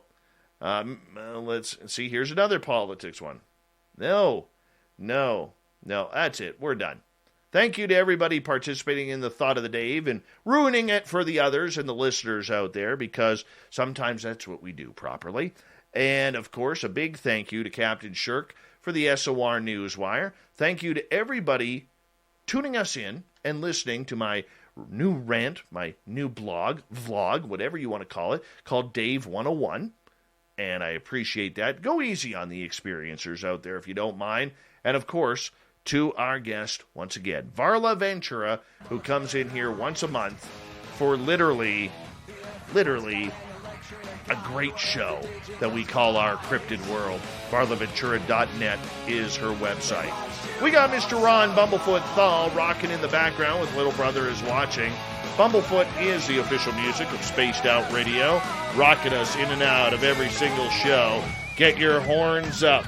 for the guitar god himself. Special thanks to everybody listening in at work, at home, in your cars, wherever you may be. Thank you to everyone tuning us in on YouTube, LGAP, Twitch, Revolution Radio, Spreaker, Facebook, the Space Travelers Club, and on Twitter at hashtag Spaced Out Radio.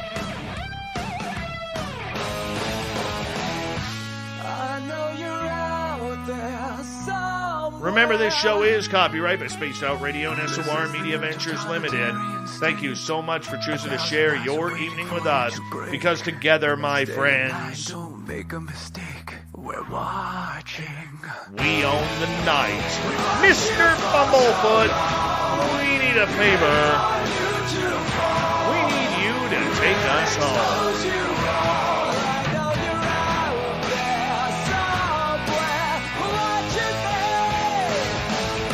Yes, the Woo Train has docked for the night. But soon, my friends, we shall ride again. Your seats are always available. Your tickets never expire. And if you want to bring a friend, we've got room for them too. Good night.